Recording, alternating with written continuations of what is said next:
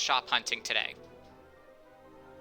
Yeah, I'm excited to see how all these runners go about going after their objectives, as it looks like we are underway with a Yeti. Yeah, this start is definitely not the most friendly start in the world, having both Yeti and Strago, who, if you've ran this game at all, you know have absolutely horrible starting checks, just because none of them are quick or easy to get to. Um, the Yetis is basically right off the table, not there, because you have to go through Tritalk first, so you have a whole other boss you have to get to get his. And Strago, the old man's checks, none of them are good. They all take up a lot of time, and one of them's Fanatic's Tower, which, if you've run this game before, either as just a vanilla run or as a randomizer, you know is not a fun time. No, especially in the early going when you have no magic to play with and you can only use magic to play there. So, yeah, definitely to be avoided. Yeah, it definitely is. But we're seeing a lot of people do kind of the standard starts. We got Nobody War and Radio doing the Beginner House, which is a check I generally like to do as well. And we also see Dark Falls doing that, and also going to grab the Lone Wolf House. So this is a pretty common start for pretty much most runners.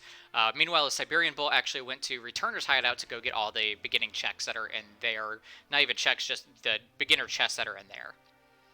Yeah, both of those are definitely good checks early on, especially when you have such high prices for even rudimentary goods. You could, as it turns out, find items that price very well and could be very powerful starting out. So, definitely good moves, and there's very little time invested, and certainly no possibility of dying or anything of that ilk. Yeah, there is a kind of a there's become sort of an established set of checks that you're going to go to in the very beginning, and those checks are generally going to be things like Returner's Hideout, Beginner House, and the Lone Wolf checks. As well as some others, like Arbrook is really good. People tend to go to South Figaro, like we're seeing Siberian Bull do here. Um, so just seeing those places where there's a very large amount of just treasure chests, just because you can get some very, very high level gear that comes out of these. Yeah, and we are definitely seeing it here. We're seeing, I see Nobody War is making some choices as far as items to sell to be able to get more money to buy maybe some good finds that he may encounter a little bit later on. Yeah, like right there, we're seeing Nobi War. This is one of the huge things that I picked up on when I was doing this race. Is there was X potions for 1,000 gold, and you started off with 50,000 gold. So I just went through and grabbed like 50 of those things, and then I was pretty much set on healing for most of the run. So I'm wondering how many of the runners are going to take advantage of those X potions being so cheap. But here we're also seeing things like I believe most of the Phoenix Downs are going for like 30,000 gold. So you really had to be careful in this seed to not die, basically. Um, Dark Falls, we see picking up the Muramasa that is also in the hideout. Or Yeah, sorry, the it's beginner good. house. It's good that you mentioned the X potion bit because that was one of the things that I had noticed and that I did when I was doing my run earlier today is basically taking what money I had and buying as many of those as I could. And yeah, like you said, it took care of healing for most of the vast majority of the seed, certainly. Yeah, I was using X potions. I mean, from the initial 50 I bought all the way into Kefka, just because as we're gonna see, there isn't gonna be too many healing options in this seed. This seed was definitely very kind of tight. We do see Dark Falls finding the Excalibur though for 30,000. That was one of the ones I picked up. Um, so an excellent find to find in the beginning. Excalibur is a great weapon, kind of one of the big three that you want to find. It's Excalibur, it's Ragnarok, and Illumina. So anytime you can find those and you can afford them, they're great pickups. Yeah, absolutely. That was definitely one of my carriers as well in my seed. I bought, I think, I don't remember how many Excaliburs I ended up buying, but I bought as many as I could get my hands on, and that took care of most of the seed. Yeah, definitely coming from that. Now there is some bosses that you're going to find out that actually do not have, or that are absorbing Pearl or Holy, where you would not expect it. So it'll be interesting to see how that plays into things um, as well. Um, Now I didn't get a chance to see Wednesday's edition of this, so I don't know how well those runners did, but it's going to be interesting to see kind of how people handle things tonight. Um, there is a few other kind of really important items that are purchasable in this seed. There is some experience eggs that are able to be found and purchased fairly cheap, so I'll have to see if anybody finds those. But it looks like everybody's still just doing the beginning checks that we expect everybody to do. The South Figaro's, kind of that standard stuff. So the beginning time definitely gives us a little bit of time to kind of talk about the seed just in general. Yeah, absolutely. And Dark Falls has just discovered that snow mufflers come very, very cheap and Yes. is absolutely taking advantage of that as one would very much expect. Yeah, snow mufflers being that cheap, you might as well pick up one for like at least 4 people because they're so good. There's no reason not to pick them up. There's a reason why normally Umaru gets his stolen off of him. Uh, Now, one thing that is important tonight is Umaru is equipable. So you can definitely get a very, very beefy boy out of Umaru. Now, he's still going to have the standard issues that he has where he is obviously uncontrollable, because he is basically Final Fantasy VI version of a Berserker. Um, but that'll be good to see. And we're seeing a lot of other runners, especially I've noticed this, a lot of the newer runners, and even some of us older guys are starting to adopt this. But doing all of these kind of more out of the way checks, like Albrook now has become more and more a place we go. We're seeing Radiohead, I think he's in Albrook. I didn't get to see what city he was in. But going to these kind of these out of the way places to get, because like, oh, this city has 5 checks in it. That's actually quite a few free chests that I can get. Right. Yeah, it looks like Radio Guy's still in South Figaro, but it is Okay. definitely a good point about Albrook. I've started picking up on that myself just from watching some of the other runs. Yeah, and we do have, for anybody who's learning this randomizer, we do have a lot of great guides on our Discord. And we even do have one I've actually been looking over that goes and shows where every single treasure chest is, because I know that was one of the weaknesses in my game, is I would miss these treasure chests that people are like, oh yeah, I found fixed ice in there. And I was like, well, I didn't even remember to check that place. So there's plenty of guides available to kind of show you where all of these are. Now, then you kind of, once you know where all of them are, then you have to decide, okay, well, this one is pretty out of the way. Is it worthwhile for me to spend this extra minute or two walking to get this chest when it could be something amazing like an Illumina, or it could be something kind of useless like a tonic? So you do kind of eventually get to that point where you start weighing out, like, how many of these checks do I check, or chests do I check to see if they're worthwhile versus the time I'm putting to find all of them? Right. Yeah, it's one of the things that makes this flag set interesting, though, in regards to what's worth it and not worth it. Mm-hmm. Some of the things that you would normally consider to not really be worth it may be because, not so much because of use, but because of sell price. Oh, yes, for sure. There was a few items where I was just like, oh, this normally sells for like 50 gold. 20,000 gold. Okay. So there's definitely a lot of that. We see Nobody War kind of doing all the checks there in South Figaro. Finds a Genji Glove early, which is really important. So I wish I had known about that because Genji Glove is definitely one of those items that is quite the powerhouse. Um, that along with, so kind of just for people who are newer to the randomizer, some relics that you're always kind of looking for: Genji Glove, Offering, Gem Box, gold hairpin, especially for casters, economizers. Of course, like the ones you're all very, very well aware with. But there's also some ones that you'd be surprised at, like how useful they can actually become, like Dragon Horn and Dragon Boots, or just Dragon Horn if you have someone who would jump, can all of a sudden make somebody a very, very strong, hard-hitting spear user. Kind of our version of Kane, basically. Ooh, 62,000 gold pieces for a Man in the Wood and World of Balance. Probably not going to be using that one right away, or maybe he is and he's go. And there was an offering. I completely missed those on my run for 1,000 gold. That is gigantic. Because we know he's found a Genji Glove already. So now if he just finds a good weapon, like I know, I'm sure, hopefully he'll find him. But I found 2 Valiant Knives in here.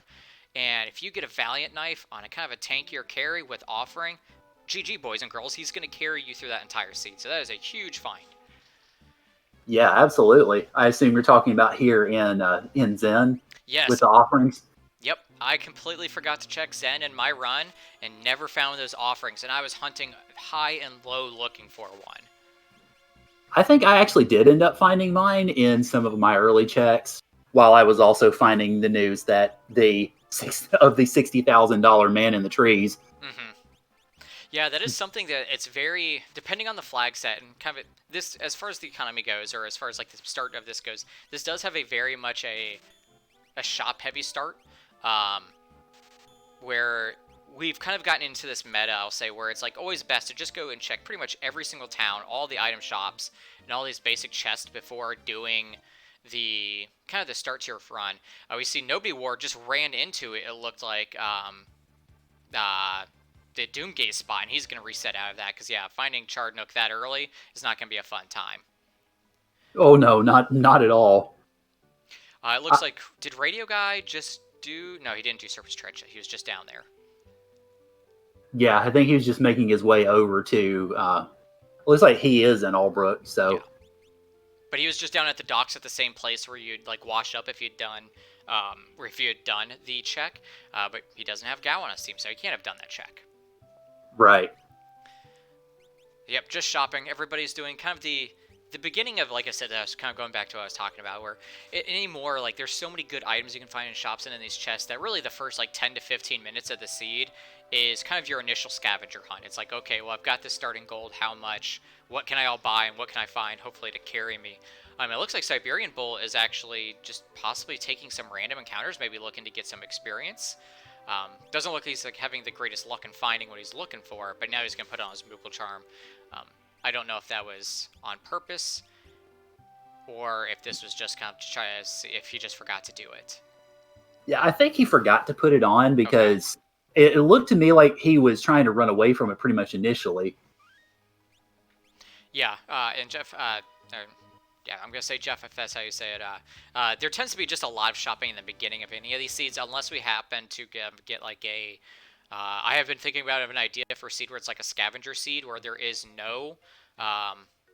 you can't get anything from shops, or basically make it where you can't gain gold to buy from shops, so then you're purely reliant on checking chests. But yeah, the beginning of the seed tends to be a very shop till you drop kind of spree. He did right. He used a warp stone. Okay, thank you for that. Yeah, it's definitely notable, especially when you've got items. Some of the things that we've been mentioning, you've got the potential for some really good items in these shops. So it's definitely to your advantage to look around at some of them and see if you can find good items, good weapons, good armor, good relics on the offing. And that can set you up to just blaze forward a little bit later on for that short time investment. For sure. And honestly, that's one of the things that's really going to separate kind of your top tier runners versus people who are still learning or kind of more in the middle of the pack, is just knowing when, okay, I've got enough here that I can now start going to do checks to get myself ahead of everybody, versus, oh, I still need to find something. I don't think I have a good enough start to really carry me through it. And nobody has really kind of ran into any of the boss or any of the checks just yet to kind of know how the beginning of the seed is going to look. So it might be, in this case, good that they're doing a lot of shopping early.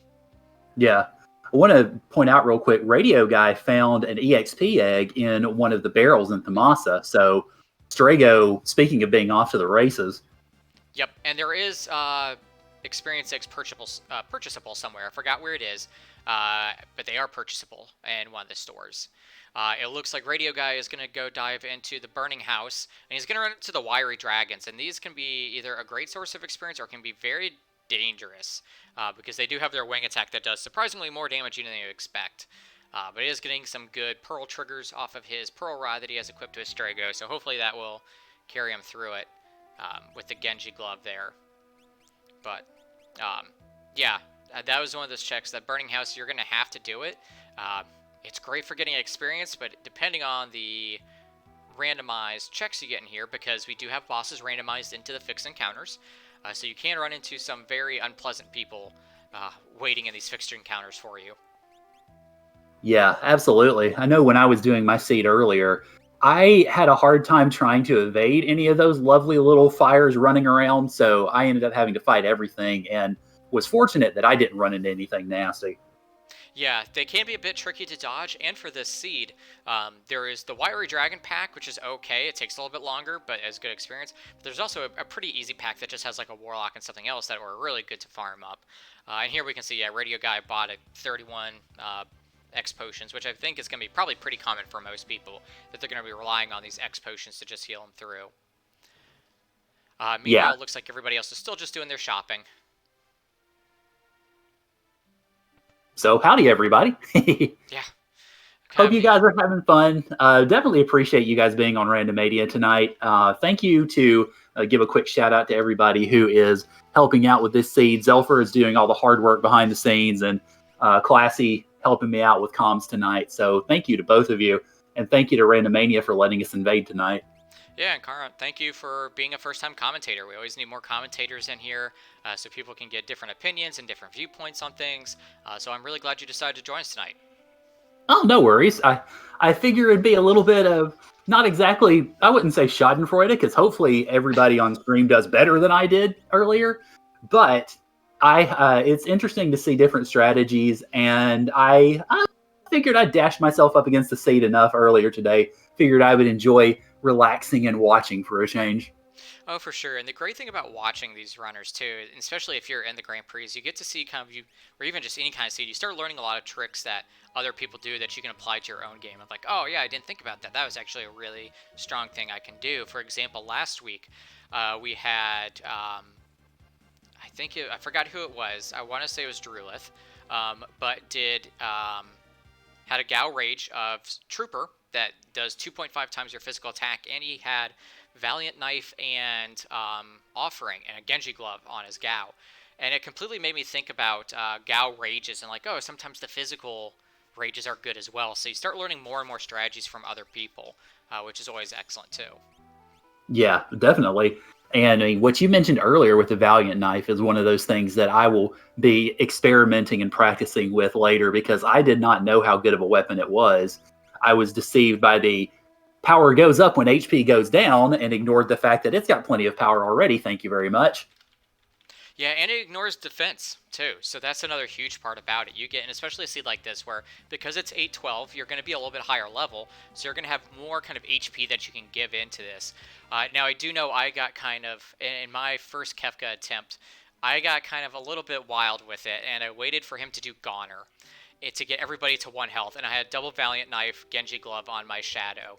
And I forgot he had poison on because I was like, oh, I could just Mega Elixir heal everybody up. But I was like, no, he's at 1 health. He's going to do max damage to both these swings. And then a poison tick and killed him. And then I wiped because of it. So, Oh no. yeah, Valiant Knives are the great thing as long as you are cautious with how you use them and don't try to get too greedy with them. Yeah, I was curious, having seen that myself. Yeah, you can be like, oh man, if I could Gone or get myself to 1 HP and then just start swinging with my Valiant Knives, but it's not worth it.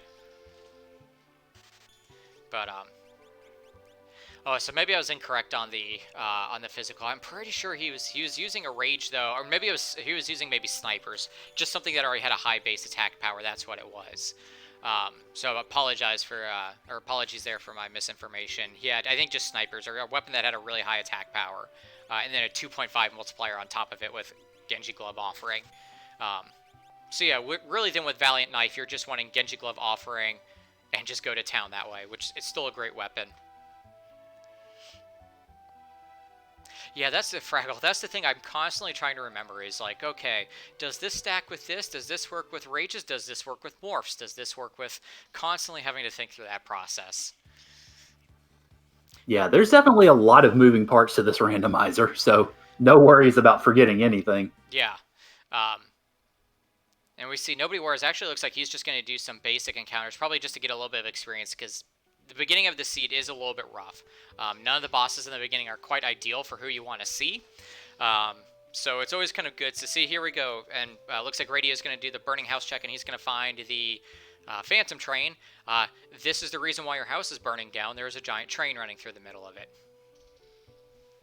So I assume that what didn't get hit by the train was propelled so fast that it got too hot and set everything else ablaze? I don't know. Final Fantasy VI logic is weird. Is he going to get pearled? Oh, no, that's not good. I do know that Ghost Train does not like Holy Element. Only does 62 damage. Okay. Not as bad as I thought it was. Maybe Radio Guy doesn't have the Excalibur, but he takes it down pretty quick anyway, so we'll get to see what comes out of this check.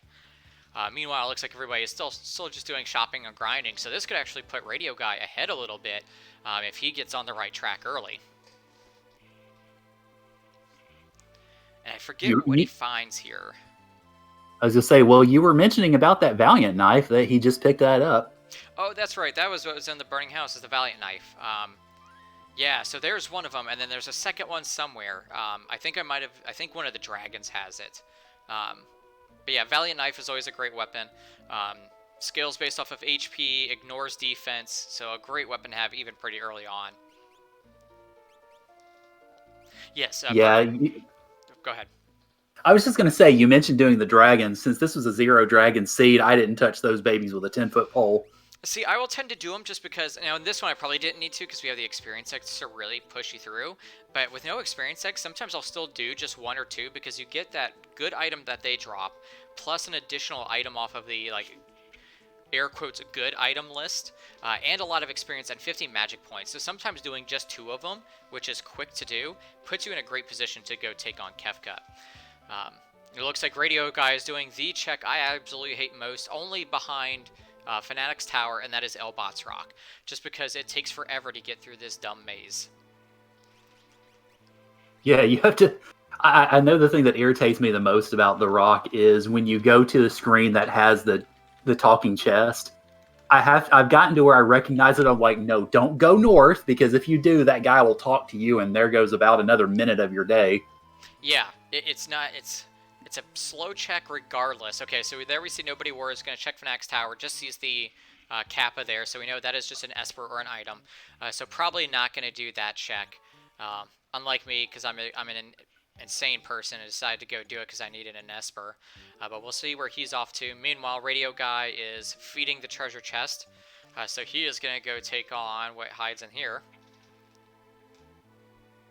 So I do have a quick, I guess, a little bit of a question about that. Usually when I'm going for the corals, I will go for 25 of them just to make absolutely sure that he's good to go. I'm not certain how many he exactly needs. 21, I believe, is the exact number he needs. But most of the time, I'll hit 21 and then still grab one or two chests just to be safe in case I miscounted. But I believe the correct number is 21. 22, Von Mars saying. Okay, I was off by one. Yeah, 22 then. Yeah, most people always grab an extra one just to be safe, just because you're going to be walking around and find it most of the time. And he makes quick work of that Ultros. I don't know what he had to make it go so quick. I know I had some struggle with that, but he's going to get the Siren for it as his first Esper there. So he is taking, now is tied with Nobody War for Espers and characters. Yeah, I did see one of those the Pearl Rod procs, so that certainly sped things along. Yep. That would explain it too. Because, see, I ended up using my Pearl Rod just as a breakable. I did not equip it because I probably made a dumb move there. But it looks like Siberian Bull is now doing the Burning House. Meanwhile, we've got Dark Falls doing Elbit's Rock as well. You can see this seed is going to be pretty linear at the beginning just because we were forced to do certain checks because there was really not much to open it up. Very similar to last week's Grand Prix, if anybody caught that. So we've kind of had, unfortunately, two weeks straight where we had very linear seeds, which can be exciting because it's very easy to tell who's in lead, but at the same time, there isn't too much route divergence. Yeah, when you're sort of forced into this, like you said, this linearity, it does, I think the ones that come out of it the best are the ones who are good at preparing for something like that. Like you said, doing a lot of the shop checks and treasure checks and knowing what to do with certain items and how they can be used or mixed together. I think that definitely shows itself in those sorts of routes. Yeah, I also definitely think it favors players who are really strong at mechanics or kind of knowing what's going on as well. Just because then you're seeing the pure skill of like knowing how to maximize damage and get the most out of everything. Whereas a very open seed, a kind of a newer runner has a much better chance just because maybe they found the right track of like, oh, well, there was 5 different checks you could go do.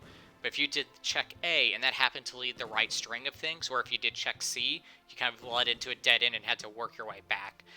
So these linear seeds very much favor people who are very comfortable with the game and doing kind of harder strats and things like that. Yeah, absolutely. I see. Looks like Radio Guy is going to go have himself a chat with TriTalk. Yep, he's going to go get that done, and then he's going to, I assume then he's going to go down and see what is at Gogo's check, or I'm sorry, at Umaru's check, just because there's no reason up here to, there's no reason to come up here and then not do it. And here's Ultros number 2. This is Ultros, yep, this is Ultros 2. It also happens to be the second one he's seen.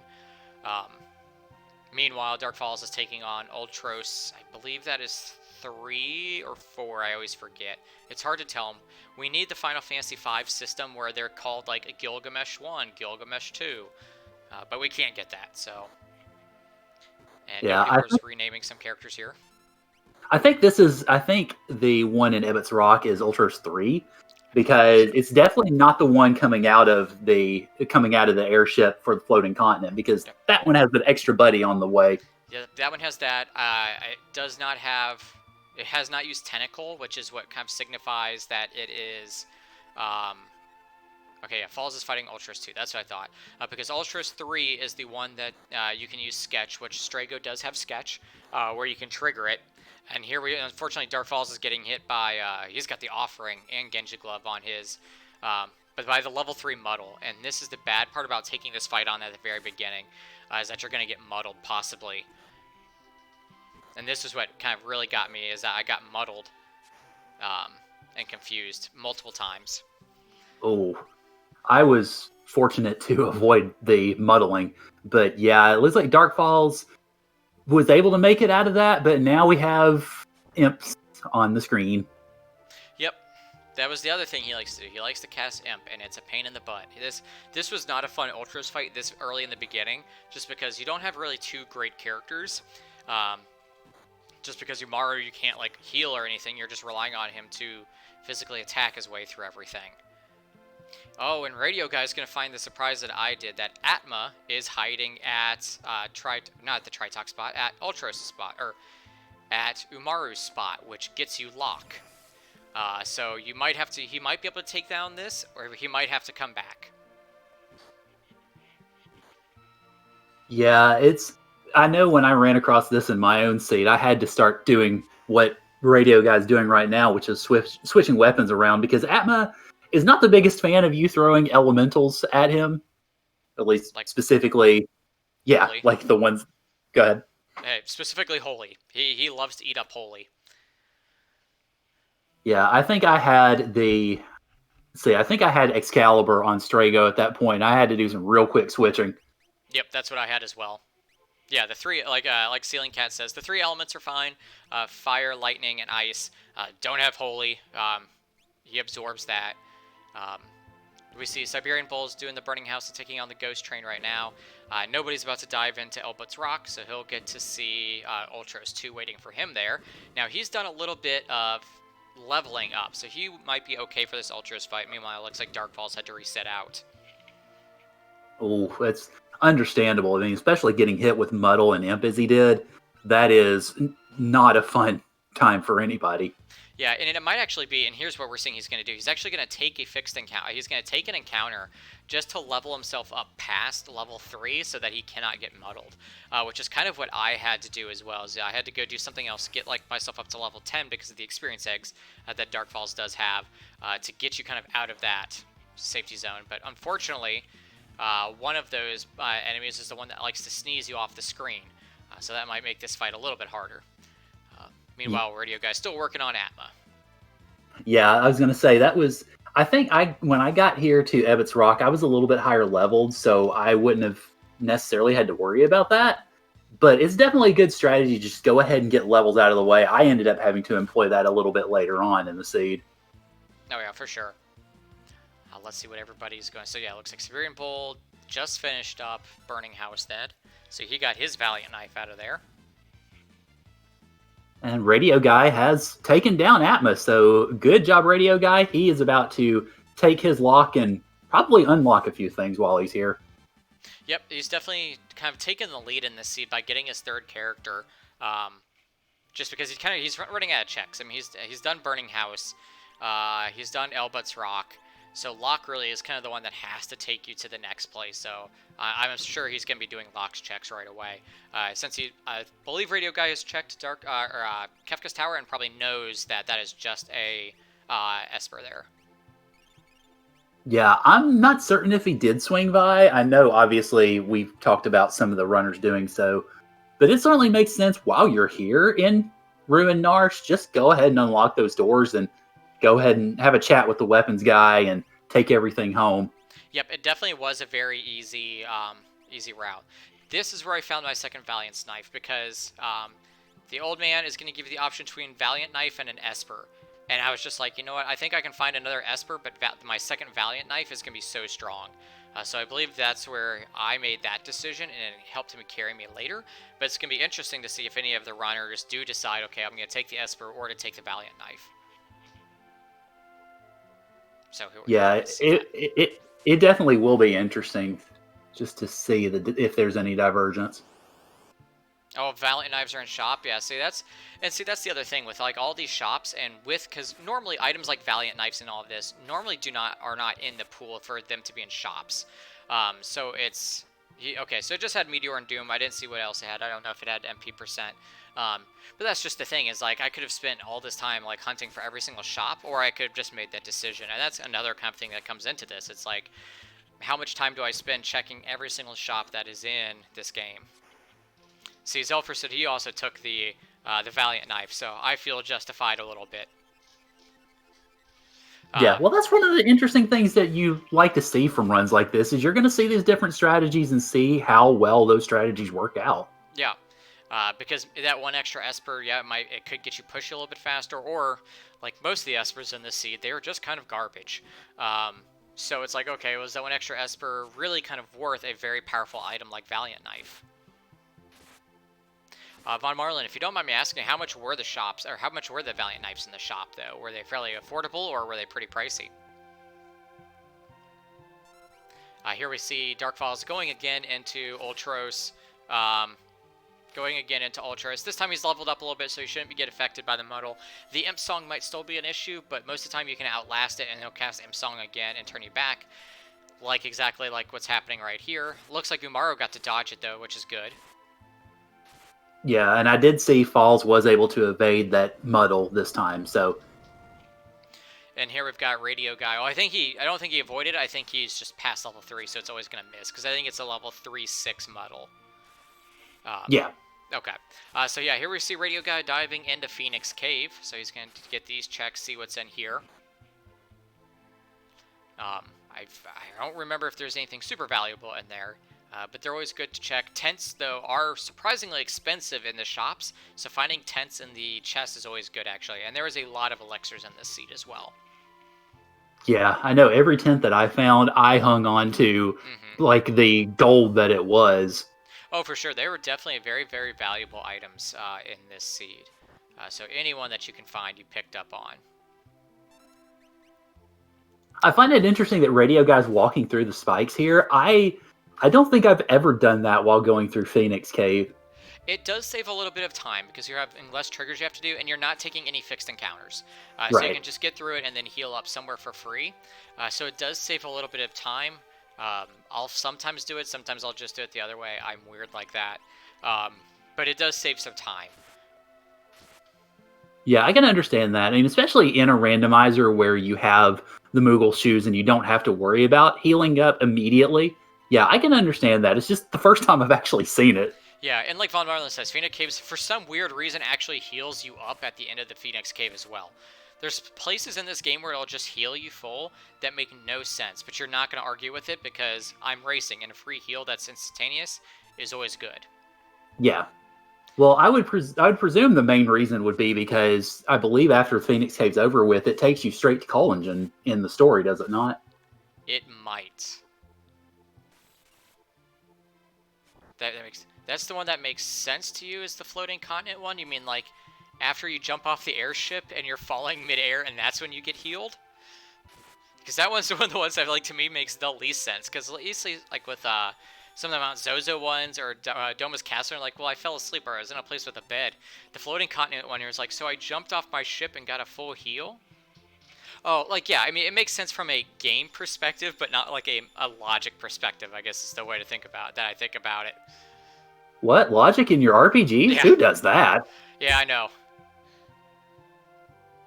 Yeah, exactly, Zelfer. After Doma Castle makes the most sense because you're like, yeah, I was asleep. So, of course, I woke up. But, yeah, some of them, it does make sense from a gameplay-wise, where they aren't going to have you get done doing all these fights, and then you're like, oh, by the way, no healing, here's another boss for you to take on. Meanwhile, Siberian Bull looks like he is still doing some overworld grinding, while Nobody War is at the Burning House. Also, shout out to the new runners we have. We do have some newer runners that we are having on stream. That's one of the things we do try to do with each edition, each week on the Grand Prix, is show off new streamers who would like to be shown. So I believe this is Radio Guy, Nobody War, and first time on. Siberian Bull we have had on before, but it's always good to see him on here. And of course, Dark Falls is also one of our moderators and a great runner as well. So please give them a follow, just so we can spread the love to them as well. It's interesting. Dark Falls is sticking this Ultros encounter out and is hanging on by a thread. Yeah, I told you this Ultros encounter gave me a lot of trouble as well. He's getting lucky with that Umaru, missing the Imp Song, but that's not. You want him to actually use his... he's going to dodge level 3 Muddle. He is. And he's out of MP, so now I guess he's just hoping to keep you casting Song, because that will get him through it. Or yeah, he keeps casting level 3, but he has no mana, so he might get through this, surprisingly.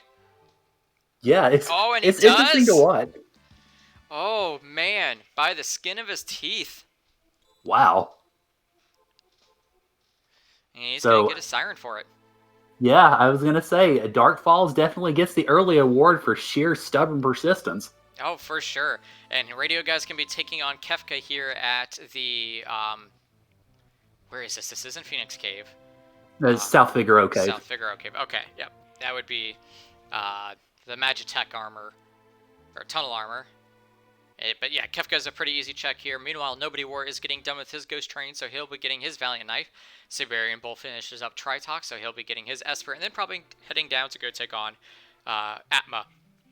So we'll see if he's ready for that check. He should be, because he's been doing some encounters as well. Excuse me, some encounters as well. Yeah, I think Siberian Bull have certainly not an easy time, because I don't think any encounter with Atma could particularly be described as easy, but certainly easier time because of those levels. Oh, for sure. Okay, so Radio Guy picks up another Esper and Bismarck. I don't believe, yeah, it just had Strength. There was not really too many good spells that came out of this. There's a lot of, like, Strength +1, Speed... Nope, excuse me. Speed +1, things like that. Yeah, that was one thing I noticed as well, is the Esper bonuses were not exactly Oscar-worthy this time. Oh, you're being too generous. They were pretty trash, in my opinion. So, I mean, those were like Raspberry Award Espers that we got on this seed. Yep, and here we go. Siberian Bull's going to take on his Tritalk. Hopefully he is ready.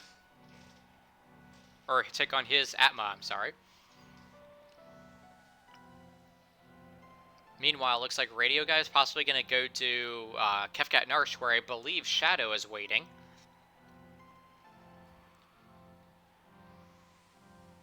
Or he's actually going to do... Yeah, okay, he's going to be doing these checks. I would be surprised if he did not go to do Kefka at Narsh. Oh, see, Von Marlin, I didn't even find the Esper that had 100+ percent HP. I just sheer leveled through that with the... I bought like 3 experience eggs, and by the time I got to Kefka, I was like level 50 with like 6,000 HP, so... and then I was using Lock to use Mertron to actually hurt my team a little bit to keep my Valiant Knife damage up. But yeah, overall, I think there was like maybe then one good Esper, if you want to call that a good Esper, which it kind of is. I'm just jealous that y'all all found the EXP eggs. I didn't find any of them. I guess I didn't look around quite as well as I thought. Yeah, I forget where I found them. The other thing that was weird about this is sometimes in like the weapon shop, you'd get a relic. And it's just like, well, what is a relic doing in the weapon shop? Okay, so it was an Albrook Boo? Yeah. So yeah, Albrook is becoming more and more one of those places I've just always learned to check. Just because it recently has been having some good items there, too. Yeah, I think in Albrook, I checked everything except the relic shop, so go figure. Yeah, so one place you don't check. Now, if I remember correctly, the Kefka Narsh fight is actually Rexol, so I hope he is ready for that one, because that one also can be a pain in the butt to deal with, just because you have the 2 little guys in front casting Cure. Can you still in the... Maybe I'm thinking, can you actually X-Zone Rexol? I thought there was a way you could actually X-Zone and kill him, or something like that. I don't think I've ever seen it actually used, but we'll have to see how he's able to handle it. It looks like he's got quite a choice of relics there, though. He's got the Genji Glove Experience Egg unlocked, so with double Excalibur unlocked, so he's kind of going that path, using him as his bruiser.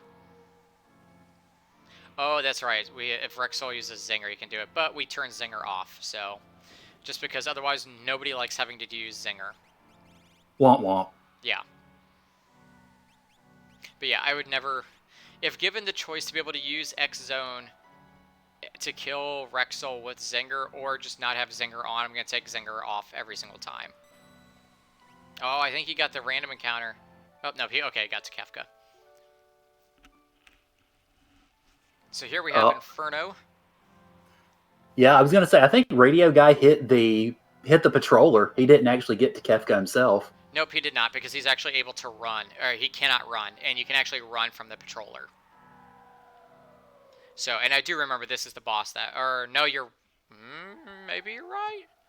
I was gonna say I'm pretty sure Rexall was the boss there because I remember struggling with him for a fair while. So here's the first example we're seeing of the 20% randomized bosses on the fixed encounters.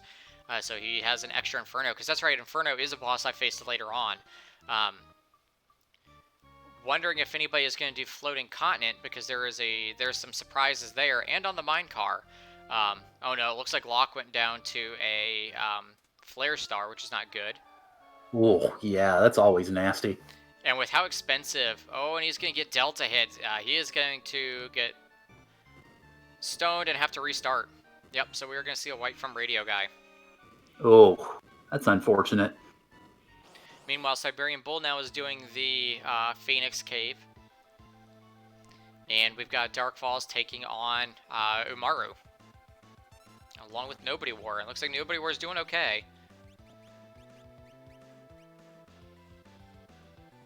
We'll have to see how well Atma's...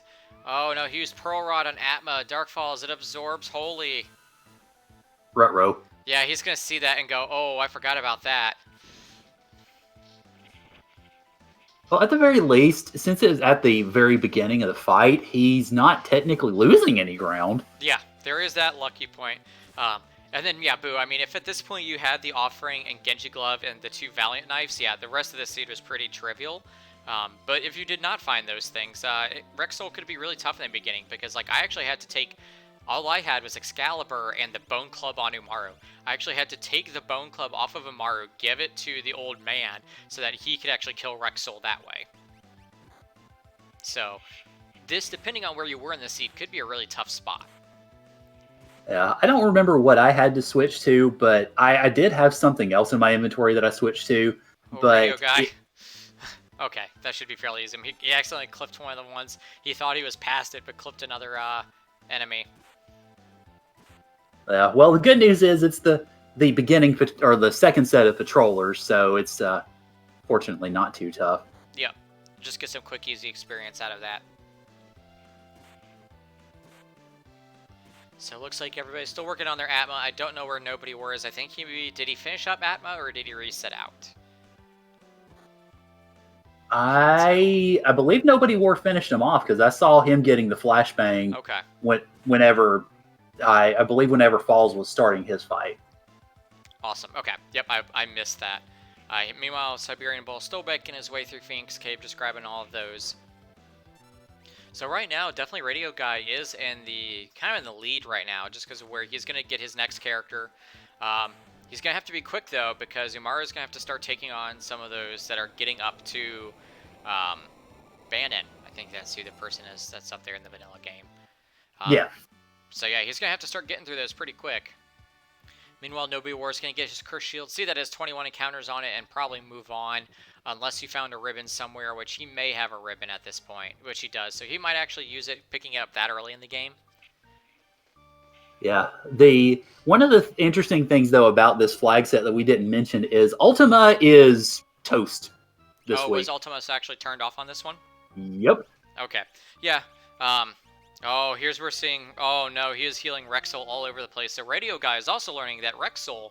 We were talking about this in the chat. For some weird reason, it absorbs Holy, you know, because he's a demon and a ghost, and he absorbs Holy. Yeah. That's the thing. Welcome to Final Fantasy VI. I will say what Radio Guy is sitting here doing right now, trying to figure out just what weapons would work, was exactly the same problem I was having. I'm going, okay, what's going to go? What's going to go here? Yeah. Oh, so now he's still using the Pearl Rod, and he's still healing up all the damage he's done and reversing basically all that. Oh, poor Radio Guy's getting a tough time here. On top of the Soul Savers are going to use heal. Okay, yeah, now I think he's realized, okay, I gotta take this off. I would use either that Fire Rod or the Muramasa. The Muramasa, you know, is no element. I believe he is weak to fire. Weak to ice, okay. Thank you, Vama. I remember he is weak to fire ice, and like half the bosses in this game, it's like I don't have an easy way to remember which is which. So he's gonna find out that he likes fire and then have to switch his weapons again.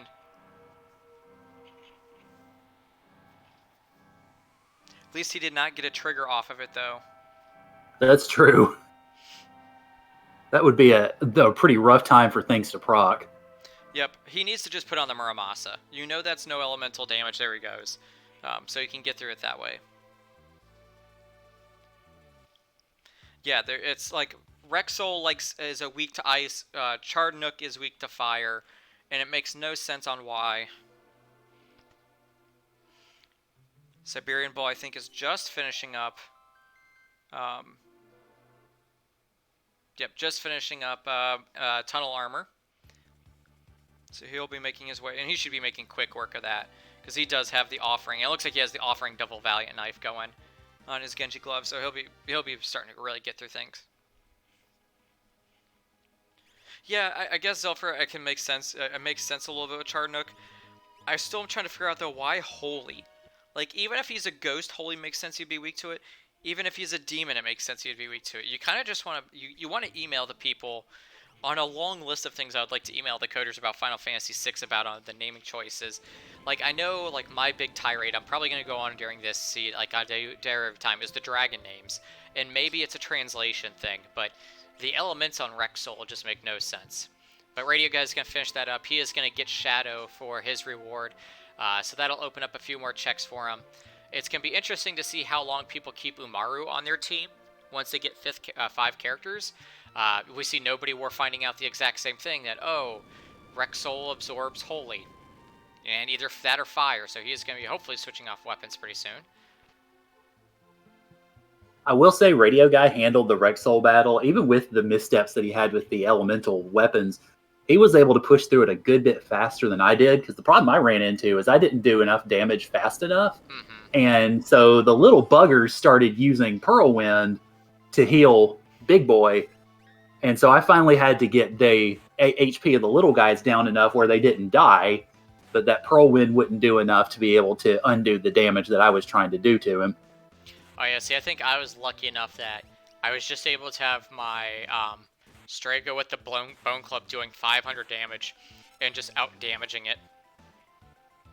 He does have Flare, though, and Flare is non-elemental and actually would do a good bit of damage as well. I know sometimes that's what I've had to go to, yeah. See, now, Van Marlin, like you said, he does have Flare. He also has Ice 3, so he can start casting that, and hopefully maybe he'll figure that out. It does a lot of damage. Yeah, I mean, it comes down to like mana cost as well. The downside to Flare also is that it does take a very long time to cast. It's definitely one of those spells you don't want to be casting a whole bunch because it eats up a lot of time, surprisingly. We do see Radio Guy is going to go check Gao's house with Shadow and see everything that guy is expensive, and he's just going to get his Esper for it. I believe it's an Esper. Oh, it's a Genji glove, I'm sorry. So there's enough Genji gloves to go around. Yeah, absolutely. All the weapons you could want. We see Darkfall's finishing up the tunnel armor where he is facing Kefka. So he'll be making quick work of that. And he is going to get his Bismarck Magicite for that. Meanwhile, Nobody's still working on Rexol. Hopefully he'll be able to prevail through that and not have to restart. Siberian Bull is working on his Kefka at Narsh, so he will be getting his Shadow pretty soon, hopefully. Meanwhile, Radio Guy is going to go to Velt Cave to see what's waiting for him down there. I believe that was also an Esper. But we'll find out in a second. Yep. We'll have to see if he goes and does the monster in a box chest over here. I know realistically the one you're always looking for out of there is the Katana Soul, just because he is going to drop that offering. But I don't think I was able to find the Katana Soul, at least because I checked 3 of them. I didn't find it anywhere. So we might not get to see the Katana Soul tonight. Well, the good news is the offerings were pretty cheap, so... Yeah, offerings also apparently were not that hard to find either. Oh, I'm sorry, Gao was in the Veld Cave, so he's going to pick up Gao, putting him at 5 characters, and unlocks a few more checks for it. It'll be interesting to see if he goes for Gao's checks, like Serpent's Trench, or if he makes the Floating Continent check. Just because Floating Continent does give 3 rewards, and one of them, granted most of the time it's 2 Esper/items and then a character/Esper, but it is a good way to kind of get 3 checks in, as well as a good bit of experience. Yeah, it looks like Nobody War has taken down Rex Soul. I noticed Ice 3 was doing some pretty good work. And Siberian Bull seems to have run into the same issue that Radio Guy did in the beginning, because he is fighting off that Inferno. Yep, we'll have to see. I mean, if he takes it down, it wastes up some mana, but it is some great experience, and he's doing quite a bit of damage with those Valiant Knife offerings. I think he makes quick work of it. We see Darkfall's going on to do his Kefka at Narsh now, so everybody's kind of on the same track right now, picking up that Shadow so they can get some more checks in. Yeah, well, like you said earlier, this was a pretty linear way to kind of go about the seed, because pretty much everybody has been funneled to exactly the same checks, and it's only really now, like you said, with Shadow and now with Radio Guy going to see if he can grab Gao, that you could see some divergence. Yep. And even then, if I remember correctly, I'd say it's pretty parallel, I bet, for most people. But he is going to face the Tentacles here, so it is glad you have a party of 4 here. So he'll probably make quick work of these. What'll be interesting to see is, does he keep Amaru after dropping this, or does he take Gao into the party? If I remember correctly, Gao didn't have the greatest abilities. I think he had slot twice, which is kind of weird. But just because commands in this were set to random and not random exclusion. Just because so normally, for those of you who are new to the randomizer, we do have it set up where the abilities can be randomized. That's why we see Gao, or we have Strago with Sketch. We have Locke with, I think, Magic or something like that. But we can set it where it's only like each person can only get one thing once, or it can be completely random. And then you can get instances like Gao where he has Magic, slot, and item. So you can kind of get a useless Gao who can't even physical attack. But yeah, I don't expect him to use Gao once he sees what he has, but there is times where Gao can actually be pretty useful. Nobody War finding out that, hey, if you try to talk to the shopkeeper after you've talked to the person at Gao's father's house, yeah, shopkeeper takes a hike. Yeah, now we do see another interesting item. We'll have to see how many people pick those up, but Mega Elixirs were only 34,000. And if you sell off a lot of the items you don't need, I actually was going into Kefka's Tower with 5 Mega Elixirs. So it'll be interesting to see if people pick up those or just rely on the single individual elixirs that they find. You always want to have at least 1 Mega Elixir for the Goner phase of Kefka, but more Mega Elixirs is never a bad thing. Yeah, that is one thing I wish that I had done, because I depended primarily on the single elixirs. What I think I did was I saw the Mega Elixirs, probably didn't have the money for them at the time, and then just didn't really think about it as I was going through the rest of the seed. So definitely bully on those who pick them up early. Yeah, and it's one of those things where you go through your inventory, and you have a lot of these things you're just never going to use, and they probably aren't checking the prices on how much some of their stuff sells for them to realize, oh, I've got some of the stuff that's worth a lot of gold, and I could probably just sell this and pick up some of those. Yeah, that is one thing that I did, was check the sale prices. Really what I went for was, if a weapon was under 100 power, then I went ahead and checked the prices on it to go ahead and sell it, because yeah, some of them, holy mackerel. Yeah, there was some stuff that, like, especially some of the things like the Dragon Horn and some of that stuff that sold for just a lot, where you can pick up. Here we can pick up a couple of falchions, which I'm not sure of. I don't remember the attack power of falchions. Just because I know, like, we have seen there was Valiant Knives in the seed, and he has a Valiant Knife in there, as well as Excalibur. So I don't know if that's just he hasn't found those yet, or some game knowledge, but it's an interesting pickup. Yep, here we're seeing Gao has slot, which, yeah, if you can't even physical attack Gao, I'm sorry. Make yourself comfy on the airship, buddy, because you're not leaving it. Yeah, I think when I saw that, I think it took me a moment to really process the fact that holy cow, we have a gal who is not content to play with fortune just once. He does it twice in a row. Yeah, he's pretty much useless, basically. You see Gradius is there available as well, so there's a lot of great weapons that were available in the seed for reasonable prices. Some Yeah, snow that was mufflers. yeah, that was one thing that whenever I was practicing this week, I just got a kick out of some of the ways that it flung everything around. Yeah, random item shops will definitely do that. It's definitely a little bit more out of the norm, and kind of the vanilla flag set seed stuff like that you might find in weapon shops, but very rarely. You'd have to get extremely lucky. Normally, you find stuff like that off of like boss checks and dragons, things like that, or for random chests. So a seed like this, where you get all these high-powered items, really makes the seed can possibly go really quick. But I think 812 slows the seed down a little bit, and also the kind of the starting characters you got slows this down.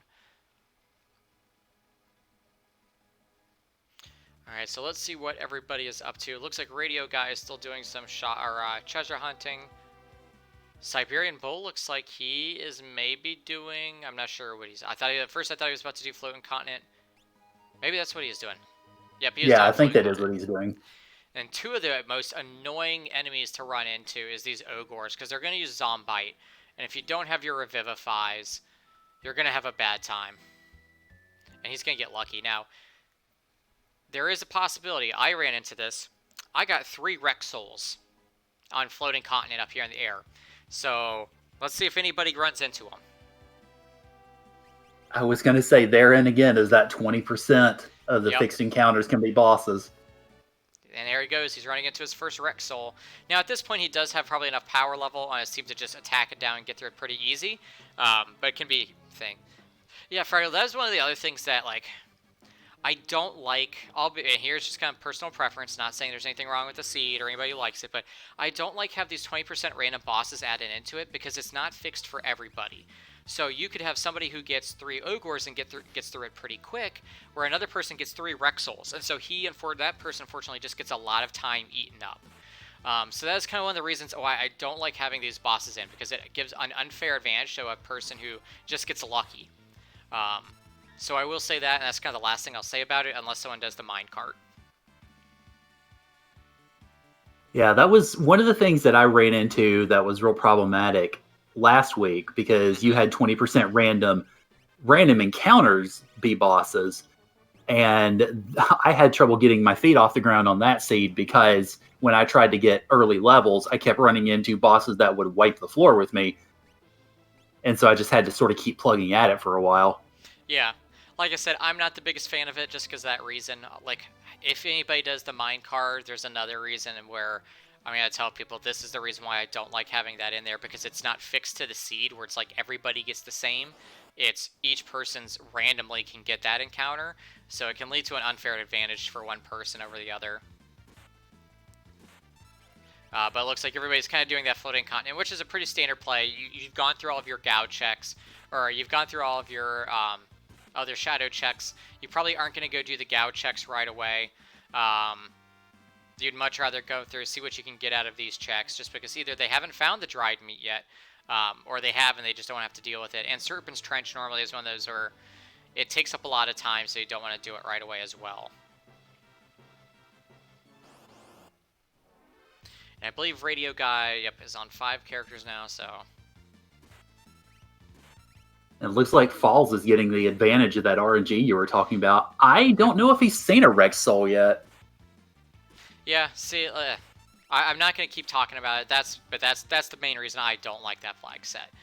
Because it's not fixed to the seed, every person can get completely different luck off of this. And yes, some people will say, oh, well, you got more boss experience. Well, that's cool and all of everything, but if it takes me an extra 5 minutes to get through that boss, that's 5 minutes I lost that you gained ground on me for no control of anybody's control, basically. I also will point out, Radio Guy found the fixed dice over in Jador. Oh, see, I did not check that. And fixed dice with Offering and Genji Glove. can really, really get some damage. Now, with the double Valiant Knife, though, I think that's still more consistent damage, but that can really go far away.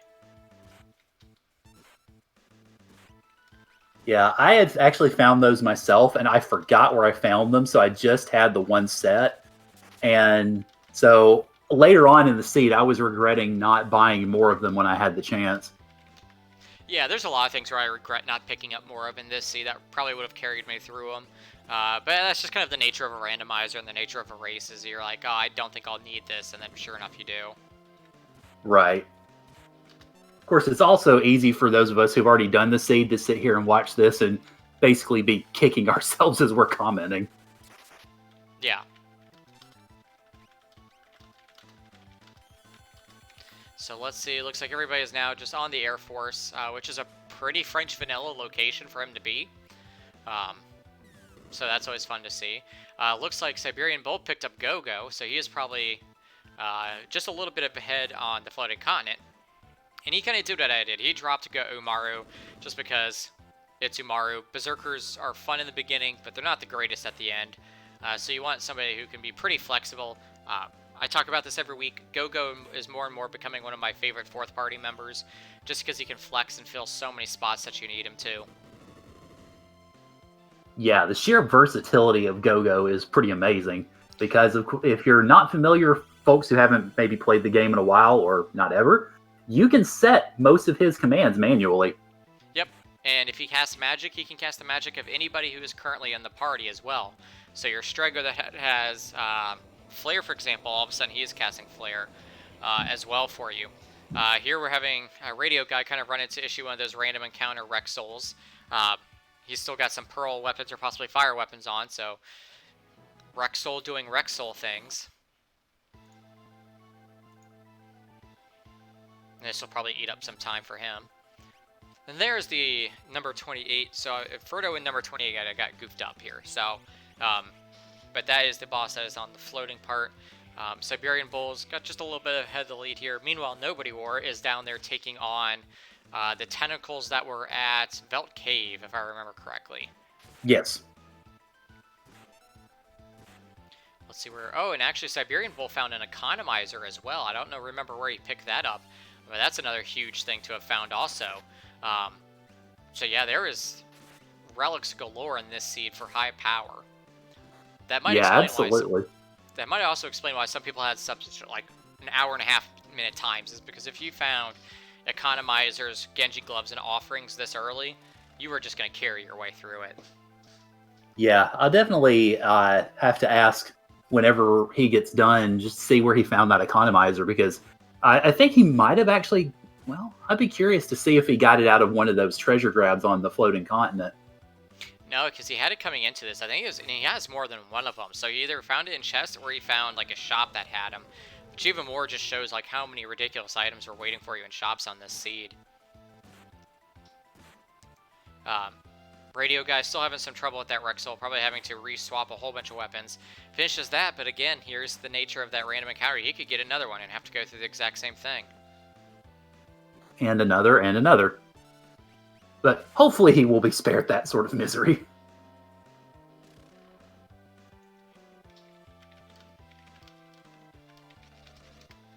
But we'll have to see. But meanwhile, everybody else is just getting through the floating continent. I don't remember what I don't believe it is a character at the end of this check.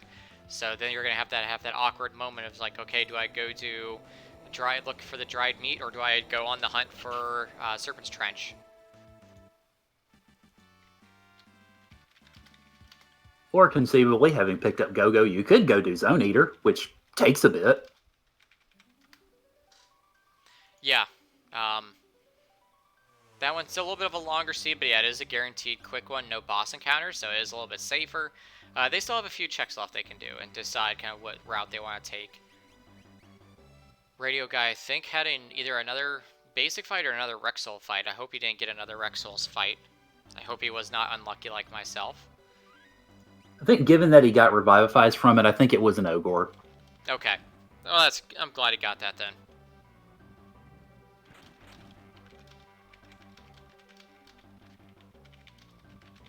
So everybody just kind of still making their way through the floating continent.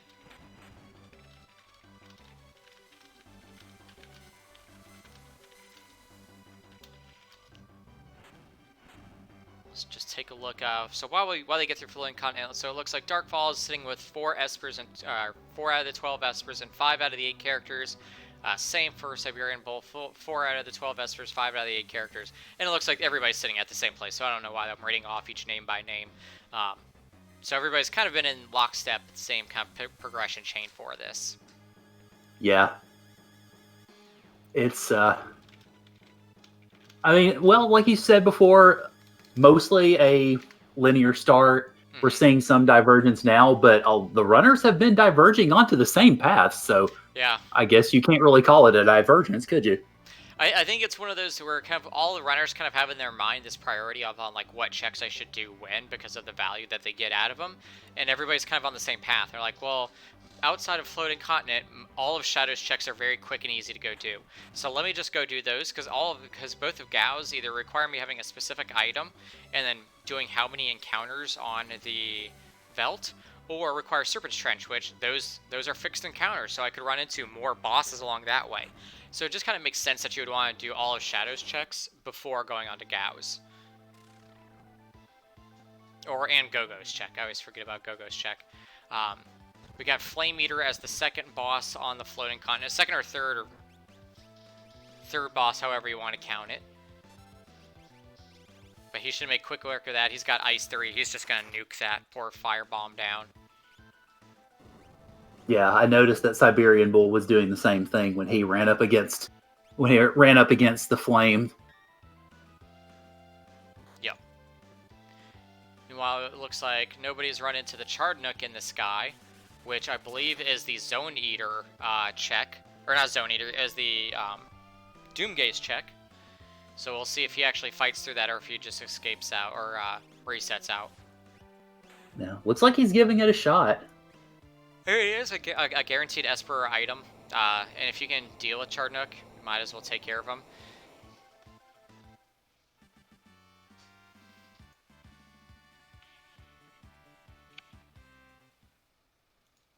So let's see what we all get from the different checks here on Floating Continent. Darkfall's getting his Ragnarok Esper to take him up to 5. Siberian Bull should have gotten his. And here we do see, here's where Siberian Bull's got a random encounter and got a Guardian just waiting there. So hopefully, I mean, he's going to have enough damage to really get through this pretty quick. Here's just another one of those where those random boss encounters can really sway a run. Because if he ends up having a long time or ends up wiping to this, that would have been huge for Darkfalls on this. Yeah. Well, yeah, it's I guess I wouldn't really think about these as fixed encounters, but they are because they go through your Moogle charms and what have you that you have equipped. So, yeah, it's definitely, like I said, one of those that I don't think of straight off as fixed, but it is. And looks like Siberian didn't have too much trouble with old Guardian. Yeah, I consider a fixed encounter anything that is forced through my Moogle charm. So, like in this case, he has a Moogle charm on, but as part of the event, it goes right through it. So I would consider that a fixed encounter. But he is going to get through Siberian Bull is going to get to that floating continent. He is going to get, I believe that's an Esper waiting there for him. Yep, that was the Mandoin Esper, which is one of the ones I used. I forget what it has on it. Oh yeah, it just has Strength +1, that's right. This was a very physical heavy seed, where you're basically just relying on mash that A button to get through good portions of it.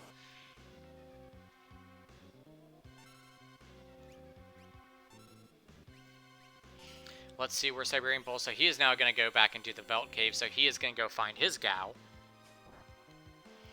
Meanwhile, it looks like Darkfall's got a Guardian encounter, so he is dealing with that right now. But you can see he is doing far less damage to it than Siberian Bull was. But hopefully he has the health to be able to get through it fairly easily. Meanwhile, Radio Guy's not too far behind him. We'll have to see where Nobody War is off to.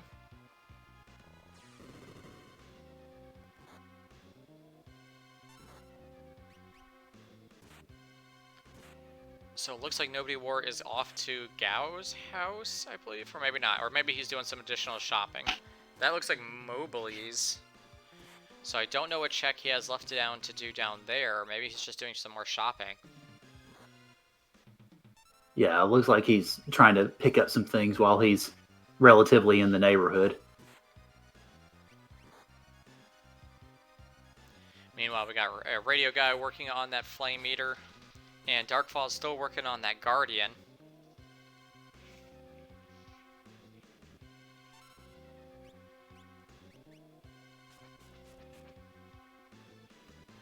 Yeah, it looks like he is having to kind of plug away at it a lot more than Siberian did. Siberian sort of walked through it. Of course, having those double Valiant knives at your service will certainly help out with that. Yeah, I mean, those kind of things are really going to make pretty much any of this fairly typical. It's just more of the time commitment you've got to put into them.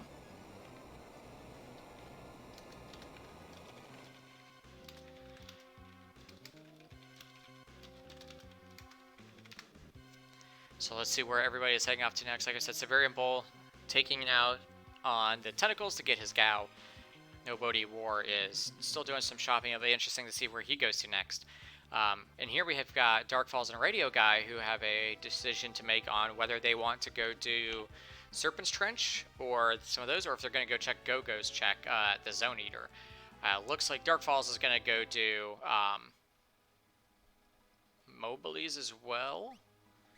Trying to see if he was doing some shopping or if he has not done Burning House yet.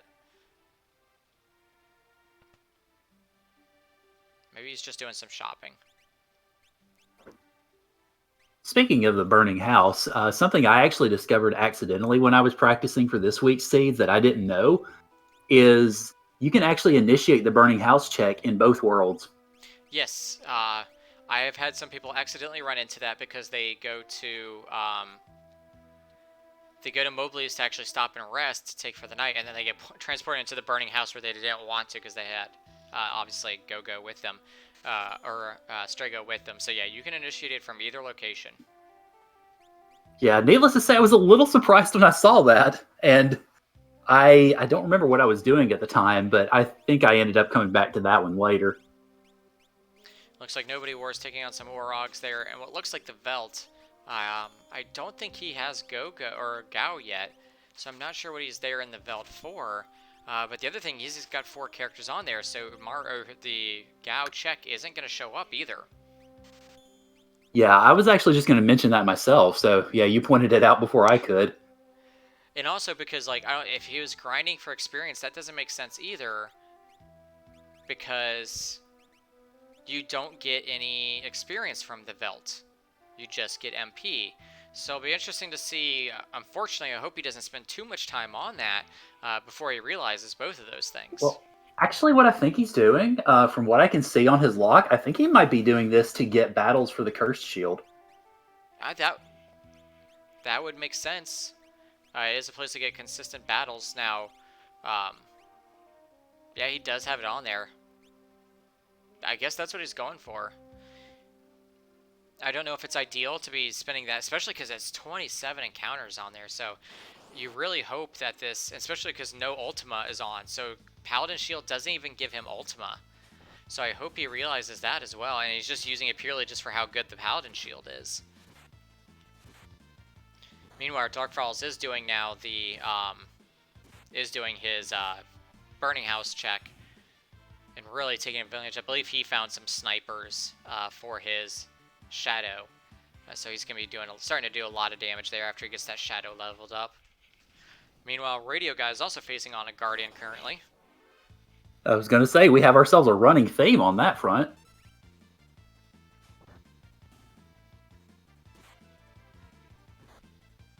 And good news, he was able to take down Guardian with no trouble, so... Yep. At least everybody got a Guardian, and nobody got like, oh, I got no Guardians, but this person got 2. So at least there was some parity there for everybody. Siberian Bull looks like he is actually looking probably for the Gao check in the Velt, because you do see he has 3 people on the party. Oh, Guardian, that's right. Guardian was the boss was their Narapa boss. Okay, so that makes sense. Yeah. So, okay, that makes more sense. It's like, man, they all got really unlucky and all ran into that. So, okay. So maybe there was not a boss encounter in that fixed encounter pool. Meanwhile, Darkfall's trying to do his best to dodge around those burning flames, but he might have to take, yeah, another one. That one didn't look like he was willing to move for him. But you should be able to make quick work of that and get some good experience out of there. Looks like Radio Guy's going to go check Mobley's there as well, so maybe he did not do his burning house check earlier. So maybe he was doing the same thing. So 60,000 per sniper. So snipers are great weapons, but at 60,000, those are pretty pricey. Yeah, absolutely. I mean, if it's a top tier weapon, then yeah, I'll make bank for it. But 60K, I would certainly have to think twice about that one. Yeah, I mean, even an Illumina at 60K, you'd really have to be watching your money pretty tight. Sniper, I do know, with Offering and Genji Glove are very, very strong. So it might still be worth it, just because I've seen the kind of damage you can put out with snipers. But it's a hard decision to make because you don't know what else you might need gold for and things like that. So always a hard one. But meanwhile, Dark Falls is going to be taking on that Ghost Train. Should make quick work of it. Nobody were finding Gao, so he did know what he was doing there, so that's good. So he gets the Esper there, which is just Shoat, which didn't have too much good stuff on it either. I don't know if Siberian Bull, yep, he did get that one as well, so he's got Shoat too. Yeah, they actually got them at the exact same moment. Oh, wow. Yeah, literally synced up. So, if anybody here has played Final Fantasy V, Career Day, the Final Fantasy V randomizer, it's funny how like vastly overpowered the Shoat Esper is in that game, and then basically how useless most of the Esper casts actually are in this game. Because Shoat actually casts Paralyze. In Final Fantasy V, there's a lot of bosses where they just never gave them Paralyze immunity or Stone immunity. So there's a lot of bosses you can just use Shoat on them and just petrify them. Meanwhile, over here, I think the only Esper we routinely will use in 6 is Golem and Fenrir. Maybe Bahamut. If you have like an economizer and we've got the multi-Esper cast on. But it's just interesting to see like how different Espers are from one game to a next. Now, obviously, in Final Fantasy IV, you don't have Espers. Could be... Well, no, you do. And there is some of them that you use there as well. You've got Sylph that you'll use quite a bit.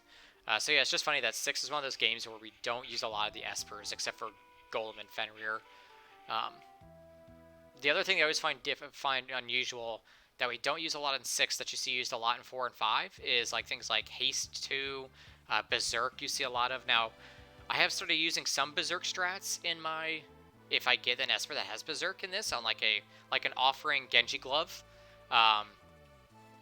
Genji Glove, like Fixed Dice or something like that. On Berserk, you're just going to go to town. But yeah, it's just kind of different how vastly different 6's is from like Career Day and Free Enterprise. Yeah, I always found it kind of funny about using Espers or not using Espers in FF6, considering that so much of the plot revolves around them. I think the downside is just that there's some of them where it's like, well, the items are so much more powerful than the Espers. Hudad says, Palador is kind of OP because there is some spots where you can use it to avoid things.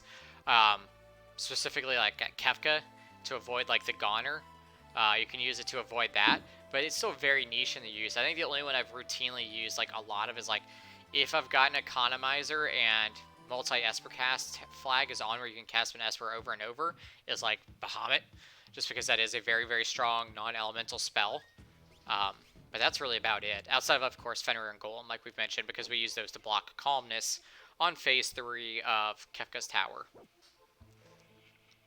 Yeah, Palador is an Esper that I'm having to learn more about because I never used it at all until basically a week or so ago when people said, hey, you should really use this to avoid crazy crap. So yeah, it does take some practice though, because you've got to know how long those crazy things that you don't want to deal with take to cast, because you don't want to use it and then land right before it happens, because then you're like, oh well, missed the bucket there.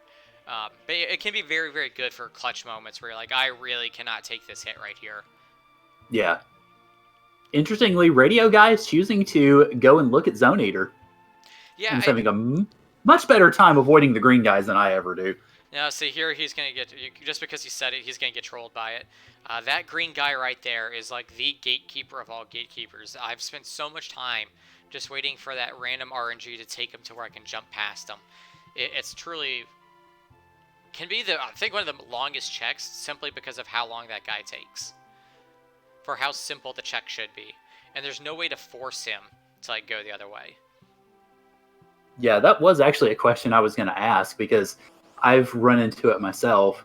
Yeah, here you can see he's just getting trolled. He is going left, right there, and as you can see, he finally gets his... Never go down and get that other chest, at least I don't, because it's like, man, then I'm going to have to wait for him again. So... yeah, they do kind of look like leprechauns. They are dressed in old green, so... Alright, I hope Radio Guy did it. I always do a safety save before doing the collapsing roof. There's been one too many times where I got greedy and think I could make it to the next one and not needing to stop and I get squashed by the roof, or I miss input on my controller. So always take that safety save. Yeah, I'm pretty certain he did. I mean, it looks like he should be fine as long as he doesn't goof up his inputs getting this last chest and getting down. Meanwhile, Dirtfalls is taking on those tentacles, so he'll be getting that Gao really quickly. And also Siberian and Nobody War both did the Serpent Trench and got themselves a Setzer. Yep, Setzer is going to be the next character that really kind of opens this up. I believe Setzer does lead to a character, and that would be their 8th character, so then they would just be on the hunt for their Espers. Now, tonight's flags are a little bit different than normal. Normally, we do a 7-10. Tonight is going to be an 8-12, but no dragons are required. Unlike last week where we did 7-10 before dragons were required. So we do have different kind of like levers we can pull to make different seeds feel very different, but also kind of vary the amount of time it takes to finish up a seed, just because obviously 8-12 is going to take longer than 7-10. Also worth noting, Radio Guy picked up the Unicorn Esper in the Go-Go check, so didn't have great spells, but still, it's good to find an Esper there since, like you said, it goes toward that goal. Yep.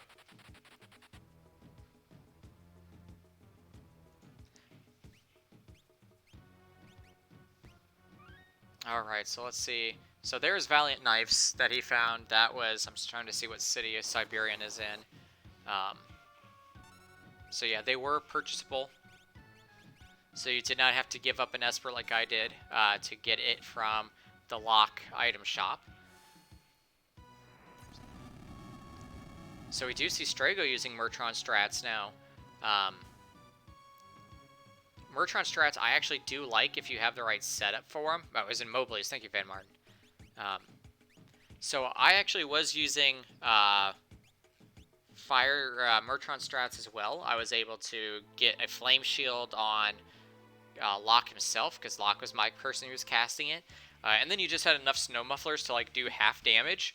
That you are consistently damaging your Valiant Knife users to kind of get their health a little bit lower, but also not take too much damage from the Mertron itself that you were and still doing a good decent amount to the boss. Mertron is one of those strats I always like seeing in action because it's so fun to see, just basically because you're doing like 3,000 damage to the boss per cast and healing your team at the same point. And you can really get yourself basically to the point where you don't even have to worry about healing because you're like, well, every damaging spell I'm casting is going to heal.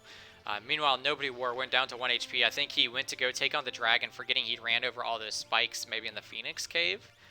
Yeah, he was in the Phoenix Cave, but I don't think he meant to go after the dragon. I think he was trying to go for that treasure and got bonked by the hitbox. Well, either way, he's going to have to do a quick reset of that. That is kind of one of the risks of doing the spikes and then taking on, or trying to sneak past that dragon. Sometimes randomness just gets you. Yeah. But you should be getting through this and finishing that up pretty quickly. Meanwhile, Siberian Bull is going to search the skies using Setzer's check, so he is going to be taking on that Shard Nook. That is one of the things, if you're newer to this randomizer, that we have added in, where is once you get Setzer, you do have an option called Search the Skies, which just automatically makes the Doomgaze encounter trigger instead of you having to fly around and look for it.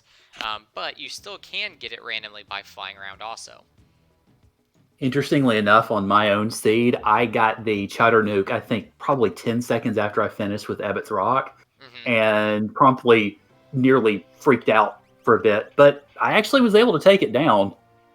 Yeah, Chardnook, we do have this trigger on that is called more Chardnook or something like that, where basically he stays in the Chardnook phase for a lot longer than he will in the Goddess phase. And realistically, most of the time you'll have enough damage to kill him in the first Chardnook cycle. But if you get him early, he can get through one full cycle, but he should just be just fine to take it on here. So it does look like Setzer had the health ability, so that is an ability that is not in the vanilla game, or it is, except for it's on Bannon, who is not a permanent team member. We're basically casting a free level 2 heal on everybody. Um, so that is kind of nice if you're early on looking for just a cheap, easy person who can heal up the team, especially if you don't find an Esper or anything like that that provides cure too. And we find on Nobody War screen that the character hiding in Collingen was Celis. Who is pretty good. She's going to give you the Magic Tech Factory, which has some good checks. That has 3 checks in it. 2 of them are normally Esper items, and the third could be a character. You get South Figaro Cave, which is a fast, easy check to go do, as well as Opera House if you still want to do some grinding there. Yeah. I think in one of my own practice seeds, I did the Opera House check, and I think I found, was it Doom Dragons, I believe? That's that were the regular encounter there? Yep, yeah. That's where you're just like, oh, I can still run from this, thankfully, I believe. But yeah, there's some of those where you just don't want to run into. It's like, what are you doing here? Like, I tend to have bad luck where I get the Veteran and the... I forget what the other guy's called. Like, the Floating Eye that casts, like, Despair or Condemn. I tend to run into that a lot. We've got Radio Guy doing Serpent's Trench right now, so he is going to be finding his Setzer in a second. As will Dark Falls. Yep. As I can say, I think everybody's kind of on that same path where they realize, all right, I'm going to have to do this check. And they'll get their Setzer, and that'll give them 2 checks, and then... Here's kind of going back to what we were saying earlier. You're seeing a lot of this very linear progression.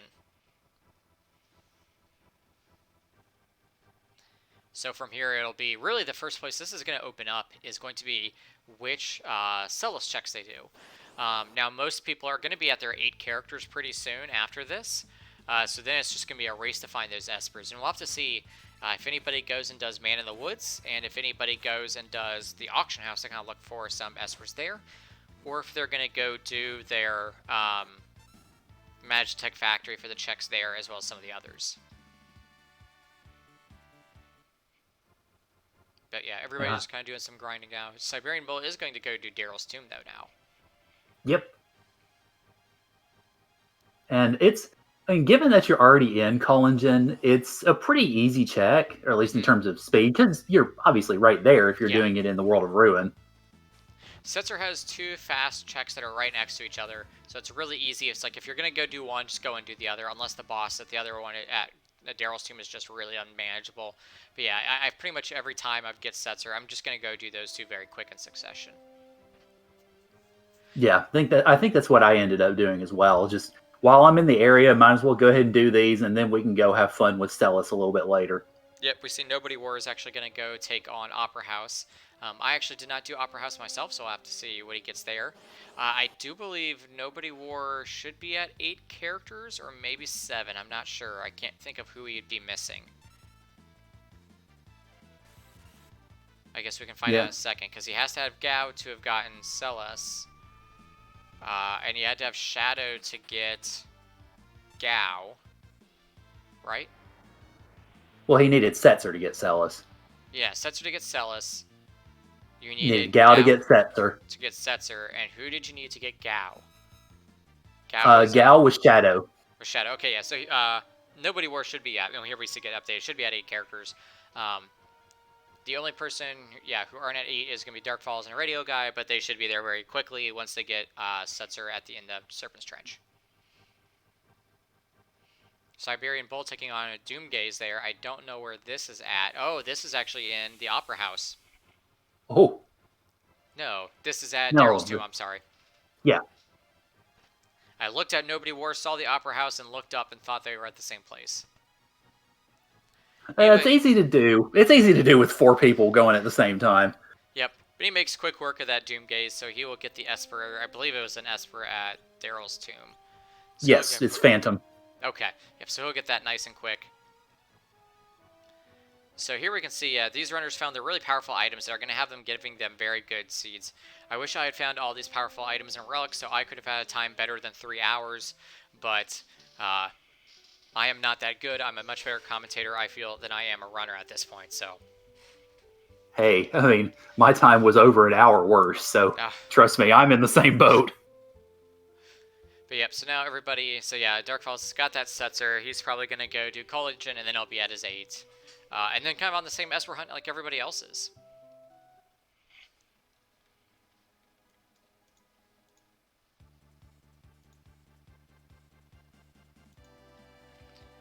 But yep, so now we're just going to get kind of, like I said, there's not too much to talk about right now.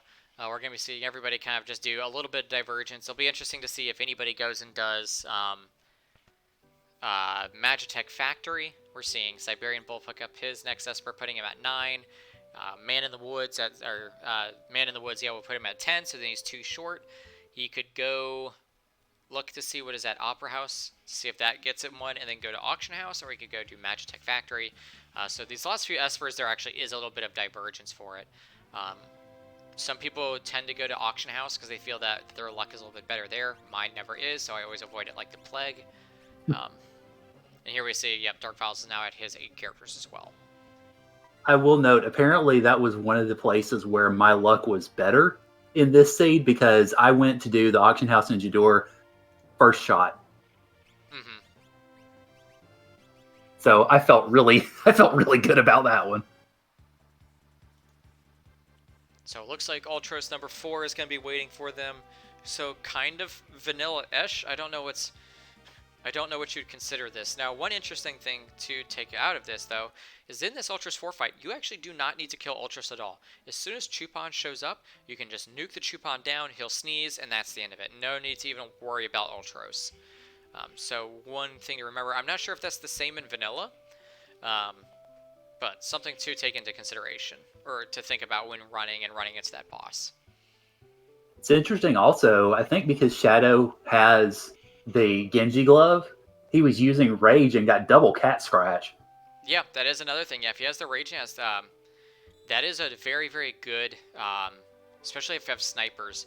Cat scratch is, I forget the multiplier on it, but that's kind of one of the parts of like a insane Gao or Rage setup is offering Genji glove, a Tempest. So the air quote Wind God Gao, as he is called, is Tempest the sword, offering Genji glove, and then cat scratch, or then stray cat, and he just goes insane with it because he's getting 8 attacks, each one of them that can trigger the wind slash. With, I believe, cat scratch has a huge multiplier on it.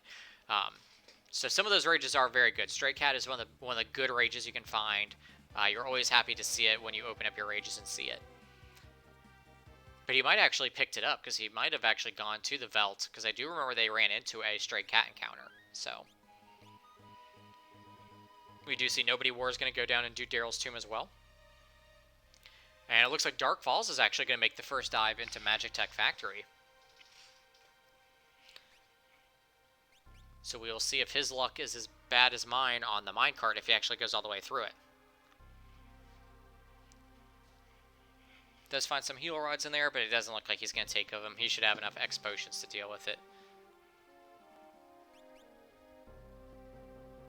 And it doesn't look like too much good stuff here at any of the shops waiting for him.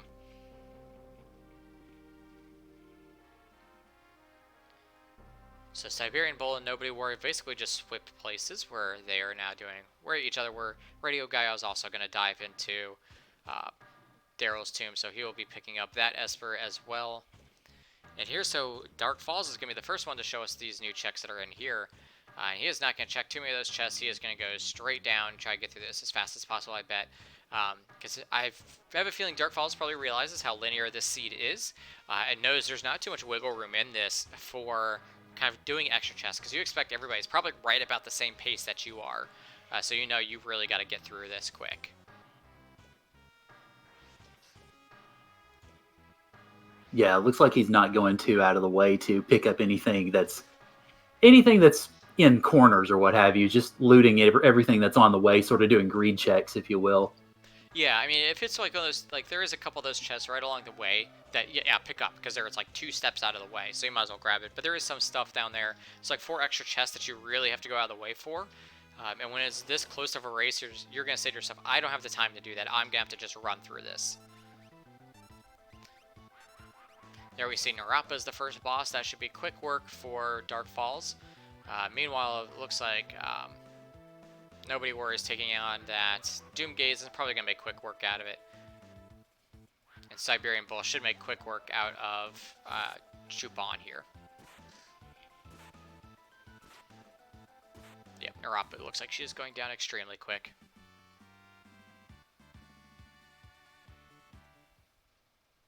And Radio Griff looks like should be making quick work out of his Doom Gaze as well.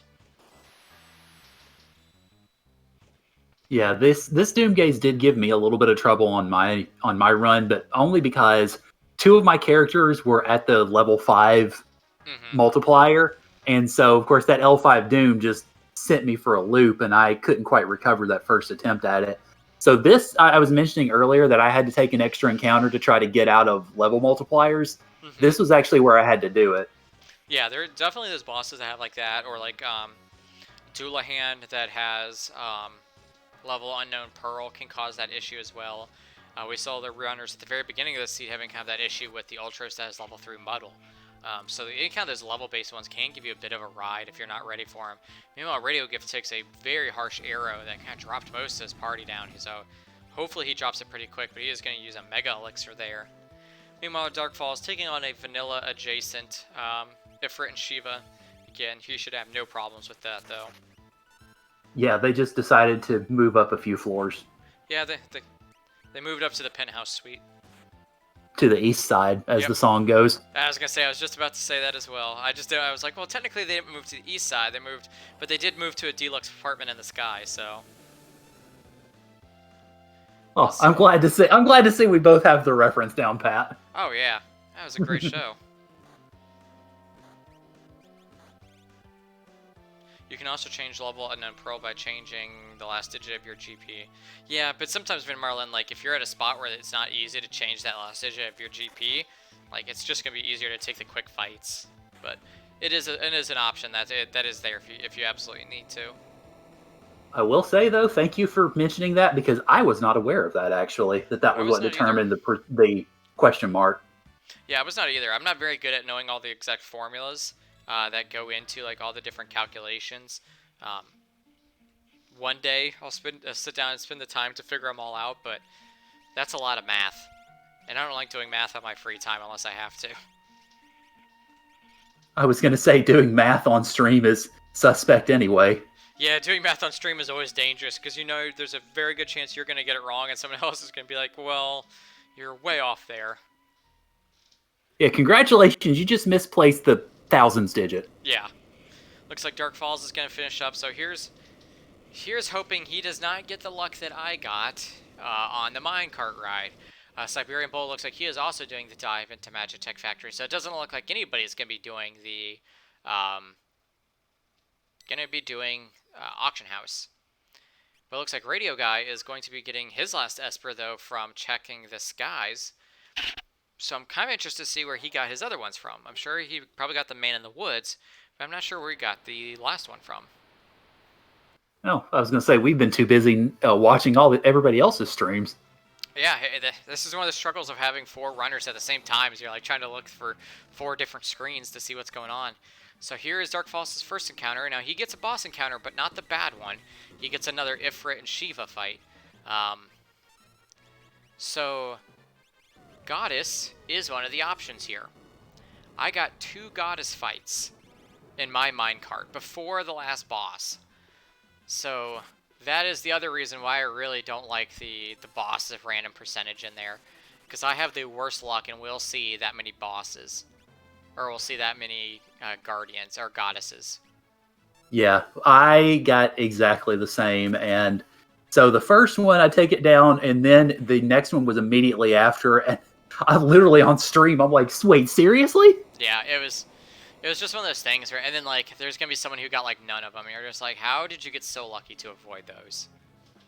And what can we do to get your luck? Yeah, like I said, that just goes back to my thing where I'm gonna suggest, hey, let's take out, unless there's a way to fix it where everybody gets the same encounters, we should probably look at taking that out, just because it can add to a lot of. Okay, so he's getting a goddess. Oh, there now. you go. Yep.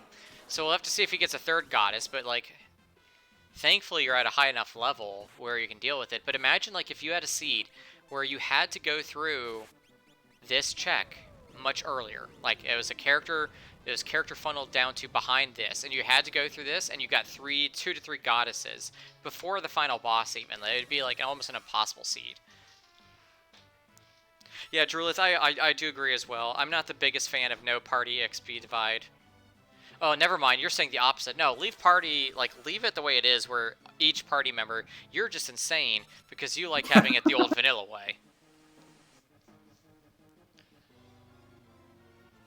So let's see if he is able to take down this first goddess, and let's also hope he doesn't get a second. So meanwhile, Radio Guy is now in go mode. Oh, actually, no. Search the Skies does not provide an Esper. I forgot about that. So he is still looking for his 12th.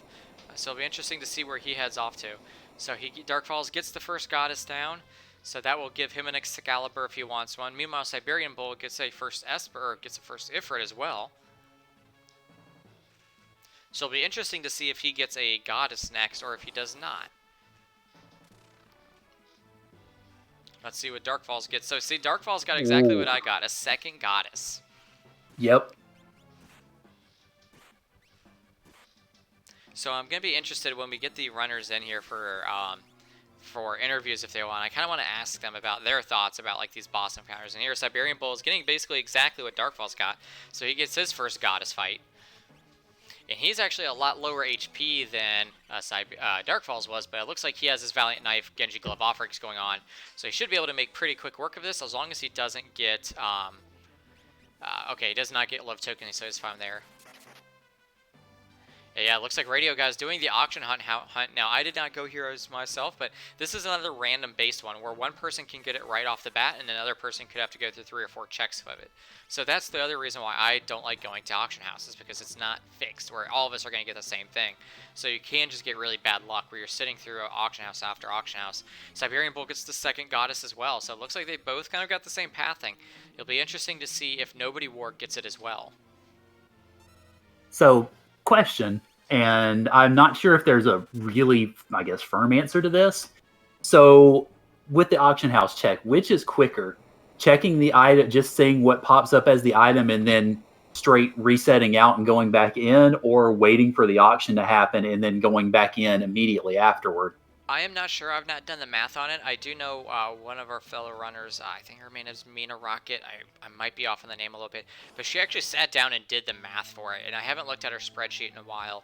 But she kind of went through doing that, where she basically just tested, okay, if I sit here and do it. But meanwhile, I like how this is the actual true last boss of this. You go through Ifrit and 2 goddesses to then fight Welk. So it's like, really? Womp. Yeah, it's exactly that. It's Womp Womp. It's like, what are you doing here, dude? You have 2 of the greatest bodyguards ever. Well, maybe that's the hidden power of the snail. He's able to convince these really powerful mobs to do his work for him. Yeah. What you don't know is Wilk is actually the hidden kingpin of the monster world, or he's just like, yeah, I've got 2 goddesses and an Ifrit on my side. What do you guys got? They are getting trolled. Like, Siberian Bull did get kind of the better route, where he looks like he just got luckier on his attacks and got through the slug a little bit quicker.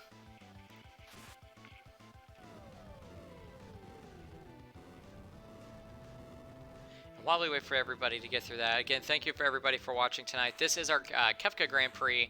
This is a multi-week race that we are doing, where the race is asynchronous, so you do not have to be running it on the same time. We just do a Monday and Wednesday and Friday show, where we showcase some of the runners doing their seeds, just so you guys can follow along with our Grand Prix.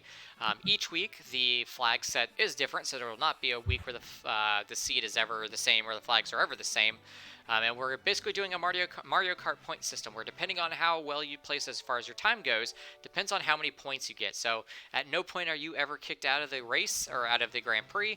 It's just that depending on if one week you don't do well or you can't make the race, you get 0 points. And then at the end, we are going to get the 4 runners with the highest points, and we will have I believe we are going to then have a final round where the 4 get together and run a seed to declare our Grand Prix champion. So if you like seeing this race, we are going to be having this Wednesday and Friday. And then we do still have our community race on Saturday as well. So keep following Random Mania if you like seeing Final Fantasy VI Worlds Collide races. because we love having you guys join us to watch. Yep, and come join us in the Discord too. Yes, if you're interested in learning to run this game, the Discord has a lot of excellent people who are willing to help you out, and also has a lot of excellent guides that will show you where everything is, kind of what unlocks what. And so don't ever hesitate to join us. Ask questions. We will be more than happy to answer any of them. It's an excellent community. We're trying to do more events like this as well, to try to get this community to grow as much as we can.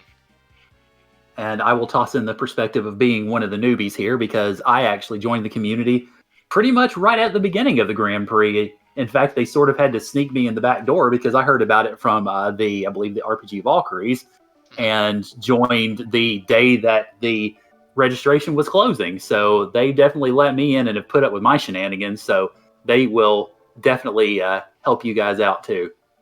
Yeah, and just to give an idea, I think we had close to like 43 total runners this Grand Prix, which is amazing because our last Grand Prix we had about 20 runners, so we effectively doubled our size, which is amazing. I'm so glad to see the community growing as fast as it is. Just to kind of hint it out a little bit, it's still in the works, but we are planning to do something in the hopefully the near future, if I can get it all planned out, with the free Enterprise community and the Final Fantasy V Career Day community. So be on the lookout for that. It's still in the works, but we're hoping around the beginning of next year we might have a fun event going on with that too. I will point out that Darkfall, the Opera House, and actually tried to throw the switch before talking to the impresario and got turned around at the gate, so had to go back and chat with the impresario first. Yeah, small stuff like that. You like smack your forehead because you lose some time, and like what I did was I had gotten Mog, so I went up to go check Lone Wolf. I ran all the way up to where Tritalk is, saw nobody was there, and I was like, oh, darn it, I forgot to even talk to them in the Lone Wolf room. So I had to run all the way back, talk to them, run all the way up, and then run all the way back again. I felt so dumb. Yeah, I think when I was doing my seed today, I think I got halfway up before I realized I'm like, crap. Turn around, walk of shame. Oh yeah, it feels really bad too, especially if you're streaming.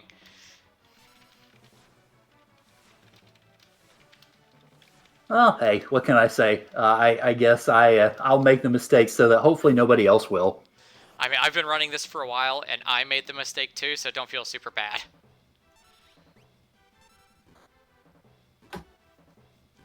Looks like Nobody War has run into goddesses as well on the mine carts, and unfortunately had to reset out. So yeah, that's unfortunate. We see Siberian Bull's doing the same thing, looking for his last Esper. Ooh, and Nobody War didn't save down. Oh. Yeah, he's gonna have to go back and redo at least some of this. That hurts, yeah. That's why, especially in that Magitech, you always save at every single spot. Just because, like, if you do get a bad run in that tunnel, and you didn't save before, that's a long check to go back through. Yeah, looks like he's gonna have to redo the Ifrit Shiva check.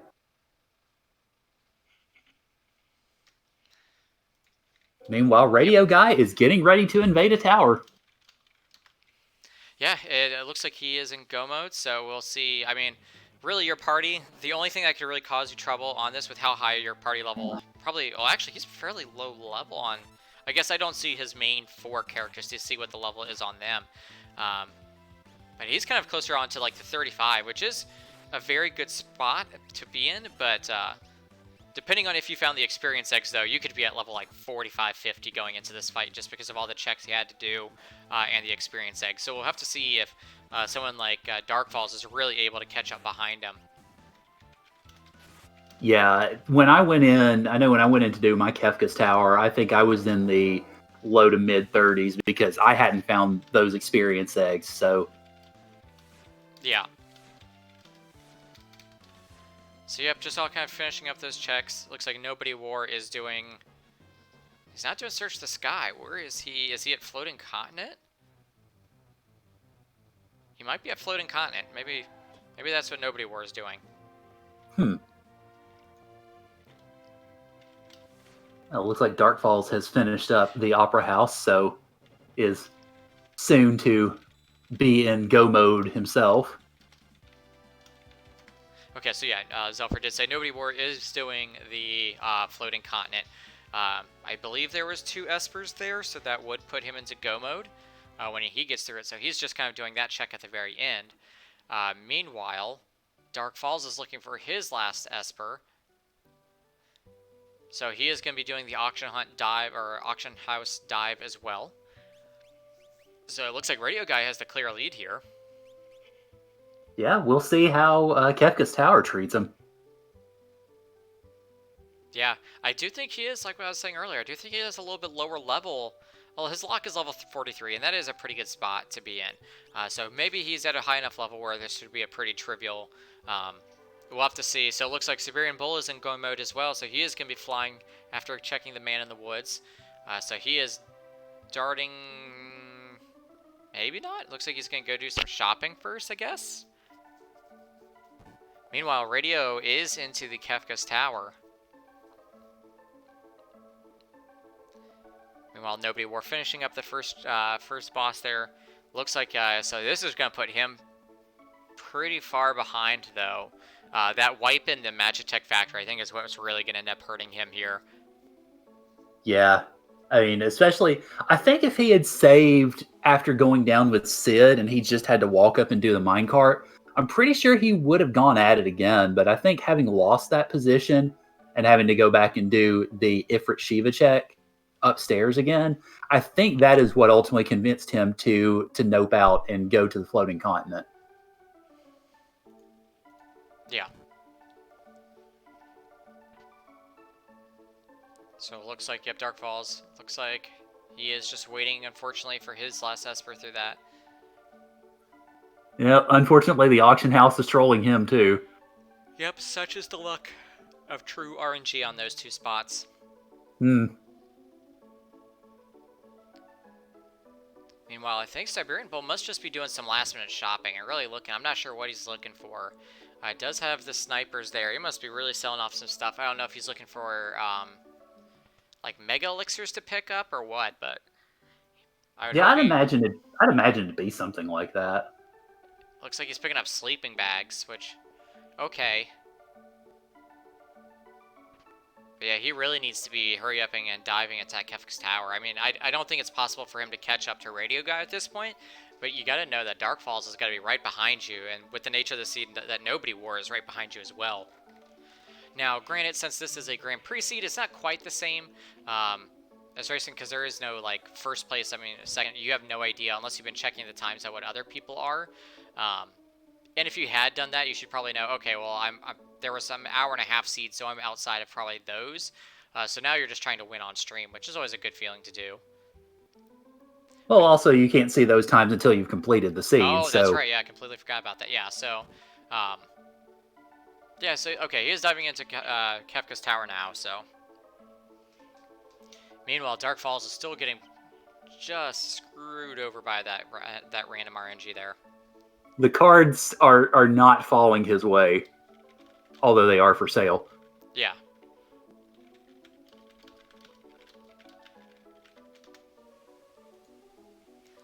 So hopefully he'll get through that pretty quickly. Nobody War is going to be taking on the Ogre fight. He is just going to run from it. Hopefully he does not get zombified. Double blocked by Shadow, so lucky there. And so there goes Siberian Bull into Kefka's Tower as well. But Radio Guy, I would have Radio Guy's music on, but he is having a bit of an audio issue, so we won't get to hear the Kefka's Tower music from him. Just going to leave it on Dark Falls for now, unless Siberian Bull gets up to Kefka, and then I'll switch it over. No, that means we get to hear plenty of the rollicking auction house music. Yeah, which I'm wondering how long Dark Falls will stay trying to get this last Esper out of here before he just goes and does another check. Like, I wonder what his threshold is. Because I do believe Mog is at one of Celeste's checks, and you could go do Mog and get Sabin, and then Sabin could get you a quick item, Esper as well. Yeah, or, I mean, I was going to say, we've mentioned it before, but I'll say it again. We do actually now know that the Zone Eater check is an Esper. Yes, yeah, he could go do that as well. Although, again, that's also fairly lengthy, so... Yeah, It comes down to now where it's like I've spent so much time in the auction house. Do I keep trying for it, hoping that I'm gonna get it on the next one, or is it just like, okay, where is the sunk cost fallacy? Give up, and you're like, okay, I'm just gonna go elsewhere. I mean, It's funny. It's funny you actually mentioned that because I was mentioning whenever I was doing my run, whenever I finished it up, that's one of the things that I'm really trying to push myself past mm-hmm. because I am a stubborn a hole. Basically, I will bang my head into walls forever, and I'm trying to not do that. So Here, hopefully Dark Falls realizes that he has 4 in his party, and he's not going to be able to get this Gao. I hope he realizes that after this encounter. And he doesn't spend too much time doing this either. I really hope he just hasn't forgot that he needs a party of 3. Because that would be tragic, fortunately, if he does not realize. yeah, it looks like he may have forgotten because I don't know. I mean, maybe he'll figure it out, like you said, after this encounter or what have you. But having taken at least 2 of them, he might have forgotten. Yeah. Yeah, I think he's forgotten that he has 4 in his party. He's checking that he has dried meat, but he hasn't checked and thought, oh, I have a party of 4. And the Kefka fight specifically requires you to have 3 party members, because in the vanilla game, Gao would join you here. So I'm really hoping he realizes it quickly, because he was on such a good pace, and this could eat up a lot of time. Yeah. Speaking of being on a good pace, boy, Radio Guy is taking on the Three Stooges, leading into the end of Kefka's Tower already. Yeah, him and Siberian Bull are both very quickly, so I'm actually going to try to see if we can switch over to Kefka's Tower music, just because Siberian Bull should be there pretty soon. Meanwhile, Dark Falls, I feel so bad because I don't think he's realized it. And that's really going to hurt his time. I see. Yeah. It's unfortunate, and it's one of those things that's easy for us to point out and for folks watching loud. to point out. But when you're running and you're in the middle of it, it's stuff yeah. just, I mean, you've got so much running through your head that you just forget. Yeah, there's so many small things like that that you do quickly forget. I mean, and especially because that is a very unique one. The Gao's check is the only check that is like that has a character-specific amount party requirement. So, yeah. I'm really hoping he realizes this very soon.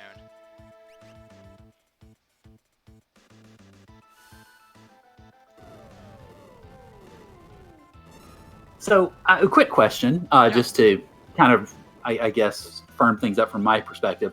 So, when you're fighting Atma Weapon or Atma, Atma Weapon is what you originally fight on the floating continent, and Atma is what you originally fight in Kefka's Tower, correct? Correct, yeah. Atma Weapon is floating continent, and then Atma is the optional boss that is inside of Kefka's Tower that's in the toilets. That's in Kefka's jail cell, I think. Yeah, it looks like a toilet, though. Every time I picture it, I was like, is the boss in a bathroom? He's just waiting out Occupado? Yeah, I think, well, I was going to say, I think maybe Faltz realized it, but it looks like he's going to try something else. Yeah, I think he's going to, I don't know where he's going. I really feel bad for him. He was on such good pace, and now that Gao check derailed him, and he didn't realize his party was 4 people. He is probably going to go do maybe the No, he wouldn't go do Dragon. Is he going to go do Tritalk? I think he's at a pot where he doesn't know what he's going to do. I think that really kind of mind flooded him. And he's just kind of not sure what he should be doing right now. Yeah, I definitely understand. Like I said, I mean, when you're racing, and especially when you're sort of trying to find that last link, it just drives you crazy, or at least it drives me crazy anyway. Oh, for sure. And like I said earlier, it's such a minute detail that it's very easy to forget. I think this was one of those where thankfully the Gao was not required. I do think the character at the end of Agitech Mog was somewhere. I can't remember where Mog was. But Mog gave you Sabin out of his check. And then obviously Sabin had enough options that could give you an Esper. Yeah. Mog was at the end of Magitech. Okay, so he did not finish up Magitech, so he never got the Mog. He's going to do this Charnook and again probably be disappointed that he's not going to find what he's looking for.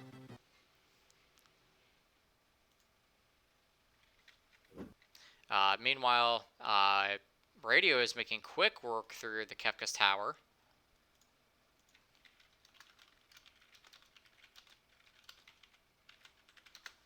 Meanwhile, it looks like... Okay. So sorry about the frame drops there on Siberian Bull stream, but it appears to be back now.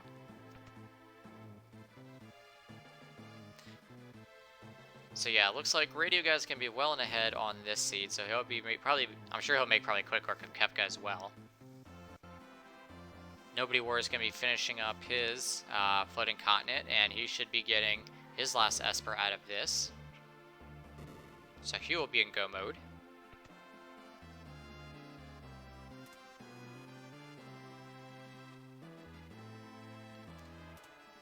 Meanwhile, unfortunately, Charnook, he did not wait for, got stuck in the phase. So, unfortunately, Dark Falls is just having a rough night of it tonight. Yeah, it's unfortunate to see because, like you said, Dark Falls was going at a really good pace and was keeping up with all the other runners, and now just these last probably 10-15 minutes have just not been very kind to him. Yeah, and it's really all because of that. I mean, I think what really tilted him was the auction house, and then of course that Gao not having that. So I think that's really kind of just pushed him over the edge. So hopefully he can recover and kind of like get focused back again. Maybe he'll realize what was going on there. Siberian Bull's making quick work. I think he's got doing some crazy damage right there. So he should be making quick work of the Stooges. Now, one of the things you are seeing, if you're wondering how they're casting like Flare Star, so we do have elemental scaling in, which basically, as the characters progress, they would get abilities in that element that they normally would not have. That's why you see Curly casting Flare Star and Sunny Day. So that is one thing you might run into if you do have that flag on, where bosses that normally don't have specific abilities, like Bolt Edge, all of a sudden do, because they've been elementally scaled. Interesting. I wasn't aware of that precisely. Yeah, elemental scaling basically just says like, let's scale their elemental abilities. If they're like rock elemental, what abilities would they have of higher level rock ability monsters? It can be really scary at times because all of a sudden you have bosses that normally don't cast something big, all of a sudden casting something big. I just basically took it as, oh crap, here comes something big. I guess they've just been waiting to blitz me with it. Yep, nope. It's the elemental scaling, because if, like, for example, if you ran into Lomare and Curly a lot earlier, they might still have some specific elemental abilities, but they would not be like very large and powerful elemental abilities. They would be kind of the lower end ones for that level. And it looks like Siberian Bull's going on to Kefka himself, so hopefully he'll make quick work of that, because he is on a great time for a pace tonight. Oh, absolutely. Yeah, he might have one of the top finishes. I don't have the times pulled up, but once he times, I'm gonna be interesting to see where he ends up with things. But he's on a great time. He's on sub 2:15. Yeah, he's definitely done really well this seed, and I know this would put him in the top few, certainly. Oh yeah. Meanwhile, Siberian Bull's having a rough time with Molar and Curly here. He really needs to get one of them down. Now he's just down to one, and hopefully Go-Go is going to be strong enough to finish this up, but he's going to need to heal after this. Thankfully, he's casting Ice, and it looks like he still has his Snow Mufflers on, so that might be a saving grace. So down Dark Falls is going to find Sabin. Hopefully, he'll go check one of Sabin's early easy checks, and he can get that done, either like Collapsing House or something like that, and get that last Esper he needs. Yeah.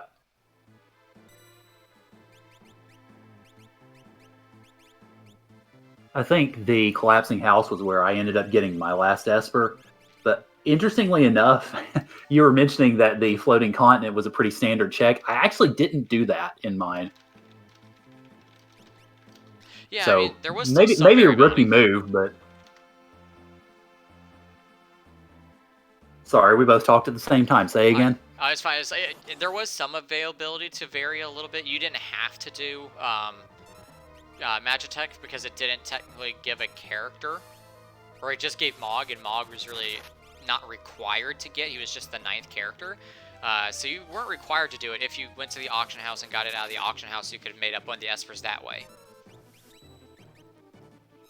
Looks like Siberian Bull's taking on that Apple weapon. Meanwhile, Radio Guy making, looks like, quick work probably of this Phase 1 of Kefka.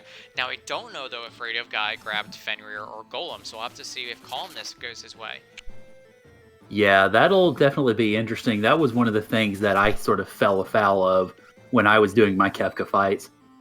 Yeah, the last Esper I found was Fenrir, and I forgot where I found it, but I was very glad I did, because I was like, oh, we are going to be... Because you don't have life 3 anywhere, so you are going to be really hoping you could just dodge it.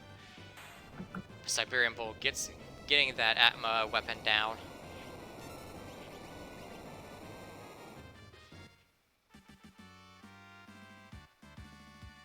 So Phantom, yeah, is good for like the physical portions, but unfortunately doesn't block Calmness. So he's really just gonna have to hope he gets only 1 Calmness and only hits 1 person. Because I would hate to see him lose like a lot of time because he just gets double Calmness with no way to stop it. Meanwhile, looks like Dark Falls. Yep, I was gonna say, didn't mean to cut you off there. No, that's fine. But he is taking on Imperial Camp, so hopefully that gets him an Esper. There he goes. That's his 12th Esper. He is good to go.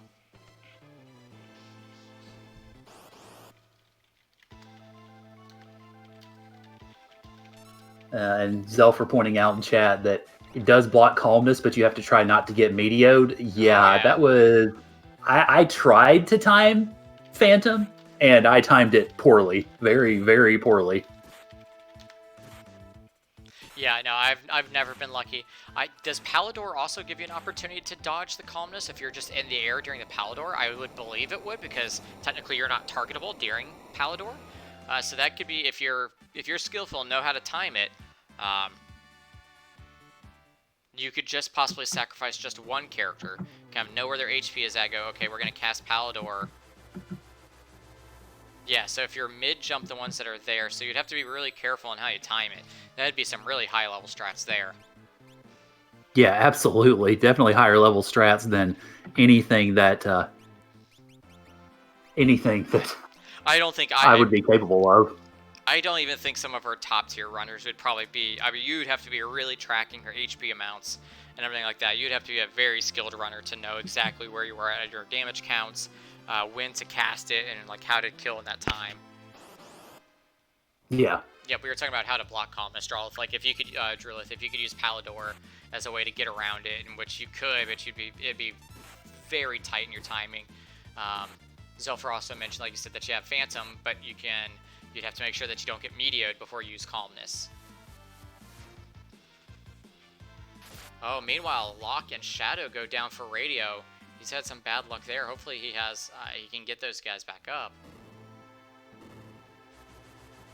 Interesting. Dark Falls deciding to go ahead and do Baron Falls. Yeah, I don't know if he realizes he has that 12 Espers.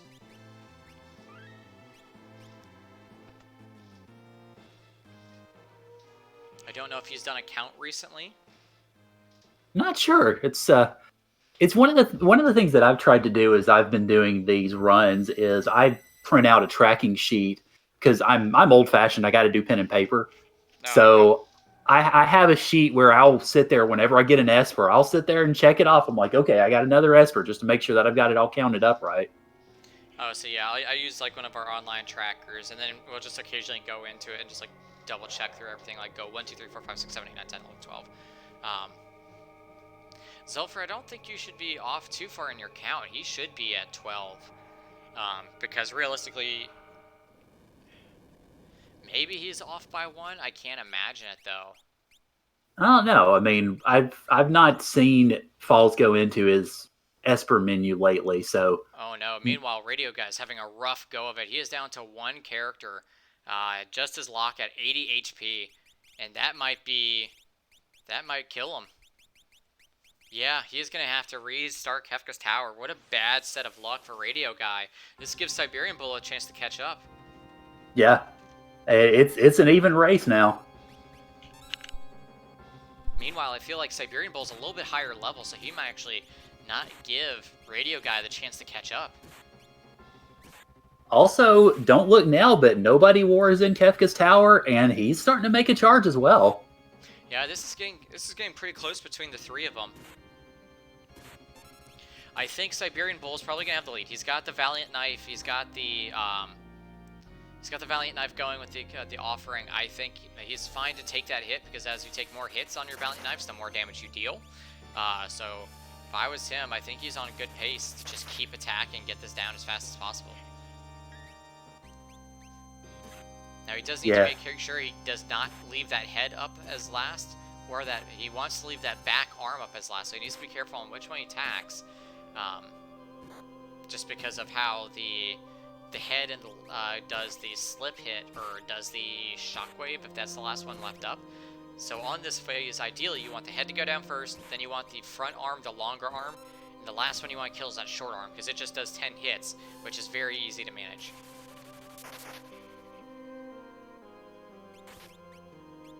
I think Dark Falls is going into the tower now. Yep, there he goes.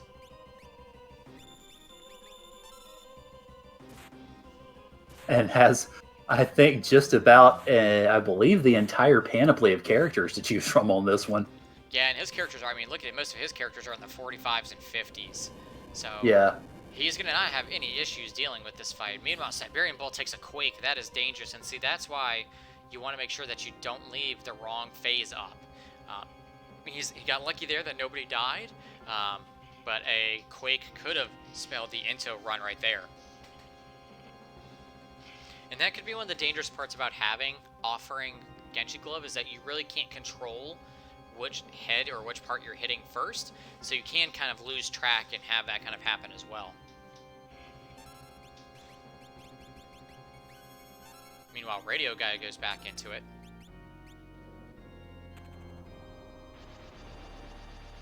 And gets a nifty flare proc. So that Ragnarok is one of the swords that he's given Locke, it would seem. Yeah, hopefully he gets some better luck here. I'm not sure what he tried to do there, if he tried to Delta hit the arm. I do know that it is immune, or the long arm can be killed using, oh, he's using HP manip for, yeah. Maybe Quake was intended. If he did that just for the HP manip on the knives, that is a dangerous game to play. I didn't see if he has any Mega Elixirs, because that's going to be one of the things that might be important to him, though. But here you can just see the raw damage output of those V-Knives with Offering and Genji Glove. I mean, 4,000 a swing, 8 swings. That's damage I really wish I'd had. Yeah, but see, now you can see, here's where he's starting to play, and he's at 71 HP. He can be risky with it and have him swing, and he'll do probably max damage a swing. But the trick is that, like, you're then riding that knife's edge, literally and figuratively. And he has a Strago, and Strago got got confused. I think he has a remedy though, so it'll be interesting to see. But hopefully, this Delta hit. Oh, it's gonna just hit that lock, or that shadow, which isn't bad. He should have probably a soft somewhere. But he really needs to get that lock attacking. I mean, if you're gonna sit him on that low of health, he really needs to be attacking. But looks like he's going to go down to a flare. Oh, Siberian Bull's not having a good run of this either. Kefka is not being friendly tonight. No, absolutely not. Yeah, he is just getting flared after flare. He really needs to get that Tiger Head down. And it looks like he's going to reset out of it. Yeah, he just had such bad luck there. Meanwhile, Radio Guy now then takes the lead back going on to Phase 2. This is where it looks like most people have been having their trouble. Yeah, this is certainly where I did with my run earlier today. Kefka bodied me twice before I was able to triumph. Yeah, Phase 2 can be one of the difficult, obviously Phase 3 is difficult just because the guy in the front can decide to all of a sudden go Meteor happy and just starts casting it crazily. But he can also, as long as you've got the strats to do it, he can be fairly easy to take up. Phase 2 can be rough though. Drulith, I do kind of agree. Unfortunately, Strago just normally is not that great. His stats normally aren't the best. His magic ability is normally pretty low. But unfortunately, he was one of the starting characters, and he's just good enough. So you kind of got to take him with you. yeah, hopefully he is going to get that. Now he's got three. Radio has 3 out of 4 people frozen. What Ooh, horrible luck. what a horrible night to have a curse. Wait, wrong series. It's Friday the 13th. Who would have signed up to run on Friday the 13th in the year of 2020? If I was them, I'd be like, no, not on stream. I'm not going to run and face Kefka on Friday the 13th in the year 2020 on stream. No wonder my time was so bad. Darn it! Yeah, I should not have. Maybe that's why I ran into the 2 goddesses, because I ran on Friday the 13th. This seed was cursed. For any of us who ran it today, this seed was cursed. And Radio Guy's just not having any luck. He's getting imped all over the place. Yeah, one of the things that makes this phase even worse is because all of the consumables were so expensive. It's a question of how many green cherries and remedies and softs and such do you have, and the answer is probably not very many. Yeah, no, you probably spent your money on other things like X potions and things like that, and better equipment and relics. You didn't want to have to be spending it on like a $10,000 soft.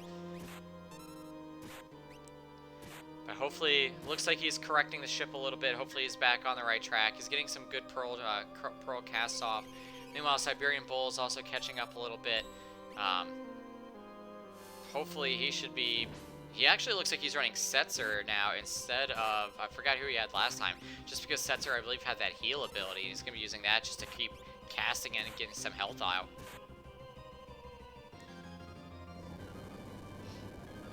Meanwhile, Dark Falls is getting his way through Heat On, so he should be getting up to Kefka pretty quick. And Nobody War is back on the Three Stooges. Alright, Siberian Bull gets phase 1 down, but Locke is down. Oh no, he is going to be down one of his best Valiant Knife users. Yeah, Locke got quaked to the ground again.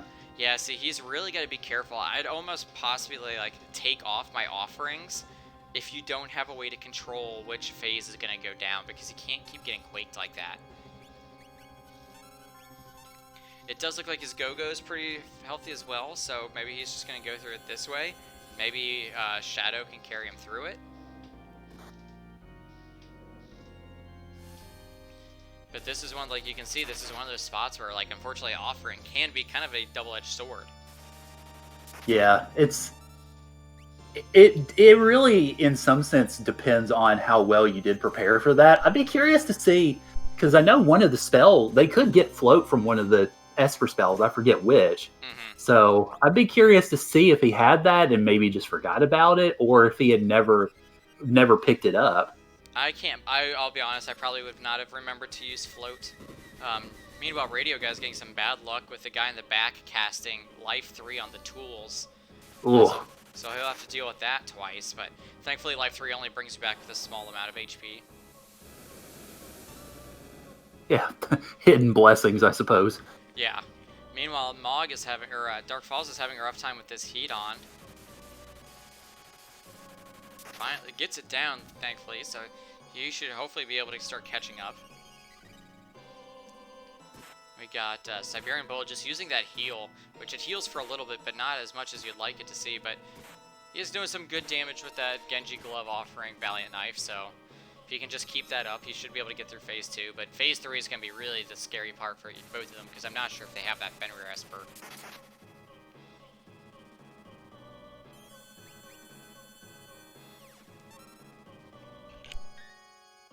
Yeah, as far as I'm aware, I don't know if I've seen any of the runners get Fenrir.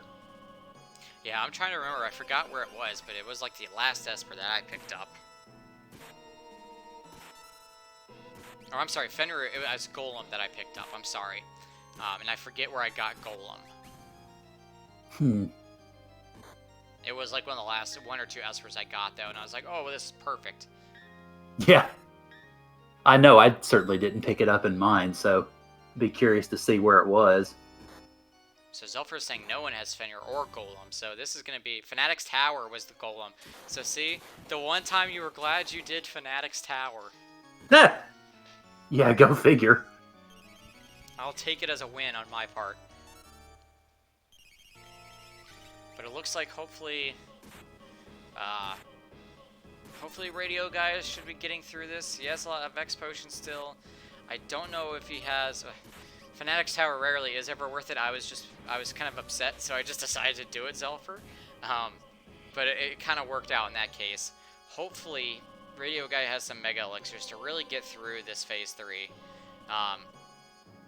So just for somebody who's new to the randomizer, or just new to Final Fantasy VI, there's definitely an order you kind of want to get through these phases. And actually, it looks like Siberian Bull's taking the lead. He's going on to Phase 3 now. So he's gotten past, even after wiping, moved past Radio Guy.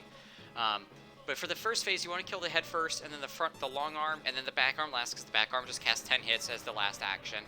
Phase 2 here, you want to kill the tiger head in the front first. You want to kill the tools in the back second, and then it's up to you on whether you kill the front or back first, because they really don't cast anything that crazy as their final ability. I think you just want to kill the second one, or the tools second, just because it's the one that does like tech barrier and the lasers and all that. But it looks like he is probably done with Phase 2 after this 10 hits done for Radio Guy. So they're kind of neck to neck. Siberian Bull should be able to hopefully get down the girl in the back quick. So yeah, those two are neck to neck. Meanwhile, Nobody War is starting to take on the bosses inside the back half of the tower, and Dark Falls is there as well. Yep, it looks like he's taken on... Oh no, Nobody War's down to 1 HP on his go-go. He's really hoping it kills, or he's going to wipe here. But he is facing on Dad. Meanwhile, Dark Falls is taking on the Three Stooges.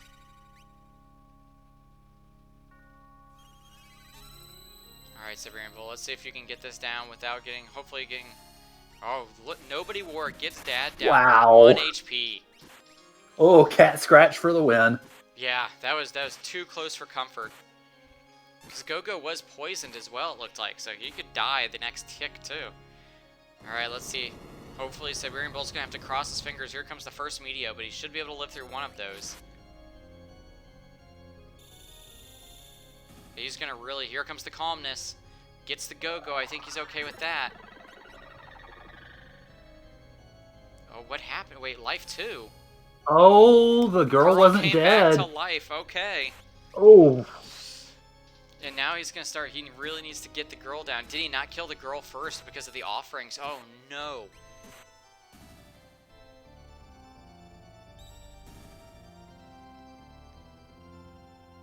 It blocks a calmness, but I don't know if that's... Okay, so he gets by with just the Go-Go being down, so Siberian Bull is on to it. It's on to final Kefka. Hopefully he's able to make it through with the remaining 3 characters. Now he is going to have his fill-in character coming in, who's going to be pretty high level, just because of the way the party members join with the average item level. Really going to have to hope he has Mega Elixirs, though, to really kind of make this a little bit easier.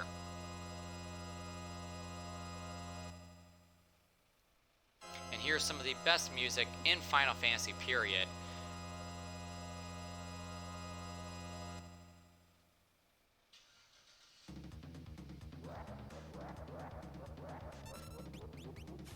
Alright, let's see if Siberian Bull can take down the Mad Clown. So he has his Umaru on the team now, so his Setzer is going to be on healing duty. I'm guessing he's just going to be hoping Shadow with pretty low HP just going to be able to do enough damage to drop him down pretty quick. Meanwhile, Radio Guy is still working on the Guy part of Phase 3, so hopefully he's able to get that down pretty quickly. And Darkfall's taking on Atma Weapon. He should get through that fairly easy. And Nobody War taking on Ultros here. Oh, his Setzer's down too. He's going to need to get that Setzer up. Oh. Can he pull it out? Or he's just going to race it. He's going to say, I think I have enough HP to live through the Goner. And there it is. GG. Siberian Bull with the time of, let's see...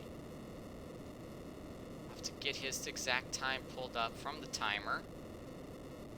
According to what I'm seeing in Discord, it's 2 hours, 23 minutes, and 2 seconds. And that is an excellent time for Siberian Bull. So GG's to him, taking first place in tonight's race. Absolutely. GG Siberian. And it looks like we're going to try to get him in for an interview in a few minutes.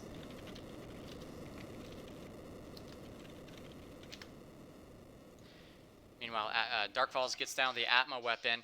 Calmness hits the Go-Go. Let's see if he hits the second person. And oh, Strago blocks the second Calmness. So both runners had the same thing where their Go-Go goes down. But they head on with mainly the rest of the party. Hopefully Radio Guy will be able to get the same time down for getting Kefka down. Because I don't even think Kefka got his final or his Goner off or Siberian Bull. No, Siberian just basically out damaged him. Which at this kind of with the kind of party they both have is very easily doable. You should be able to probably nuke him down pretty quickly.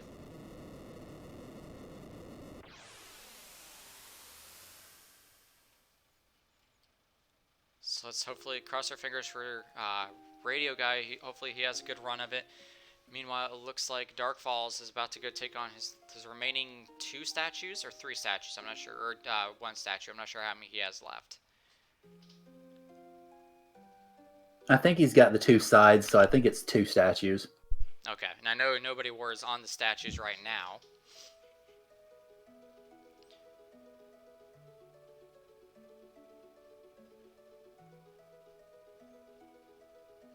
I would switch it over to Radio Guy's audio, but unfortunately he is having some audio issues tonight.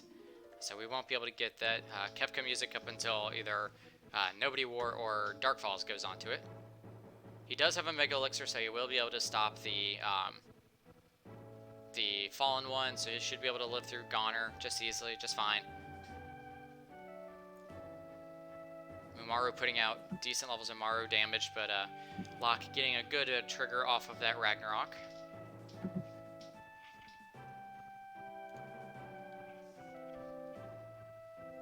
And we are going to be joined by Siberian Bull. GG Siberian Bull, what an excellent time tonight. Hey, thanks. I'm just glad that I was able to finish the race for once. Oh yeah, we were watching with the entire Kefka fight, and he had the really rough luck the first go of it. But looks like the second time around, I think that was your second attempt, you had a much better go of it. Yeah, I intended to put Setzer in at the beginning because he was essentially my only healer. But for some reason I was like, you know what, let's go full on into this, see what happens. Ended up losing Locke tier 1, but fortunately because I had 2 guys with Genji Glove and Valiant Knives, I said, let's go for it. Oh yeah, we were watching with that. Yeah, no, it was definitely a very close race for most of you. Now, it was a pretty linear race overall. One second, I turn off the echo. So tell us a little bit about like your thoughts about the seed just in general. Well, just having the start of Umaru Strago wasn't a good sign. Especially with Strago having sketch. So I was begging the seed to give me a shield, whether it be ice, thunder, or fire. Got the fire shield, and having poking around in the shops, found cheap economizers. Yeah, we were going to ask that. Where did you find the economizer? Because neither me nor Karan found it on our run of it. Bulbiz. Okay. Yeah, Bulbiz Relic Shop. Yeah, there definitely was a lot of high-power relics and high-power weapons that were purchased on this. I mean, we found the Valiant Knives that were really strong.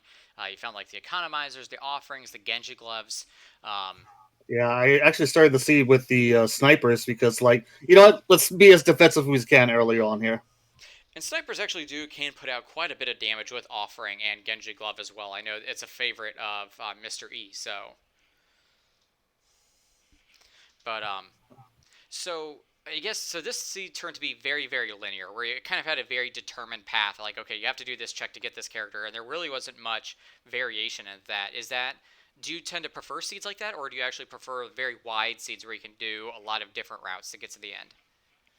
Well, again, it probably goes down to who we started with, is we only had a few certain checks. So, when I went World of Ruin...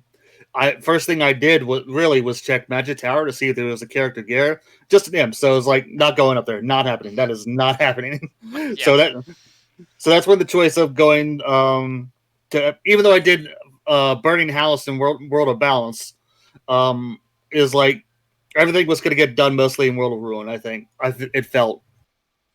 Yeah, while we're chatting, looks like Radio Man is kind of throwing everything in the kitchen sink to try to get Kefka down before his Goner triggers. He's only got 2 characters. I'm not sure if he's going to be able to live through this.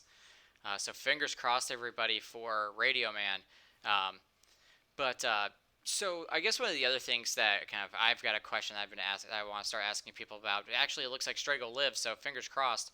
Um, but is the random bosses added into the fixed encounters? Is that something you are a fan of, or is that something that you would prefer to see not in there?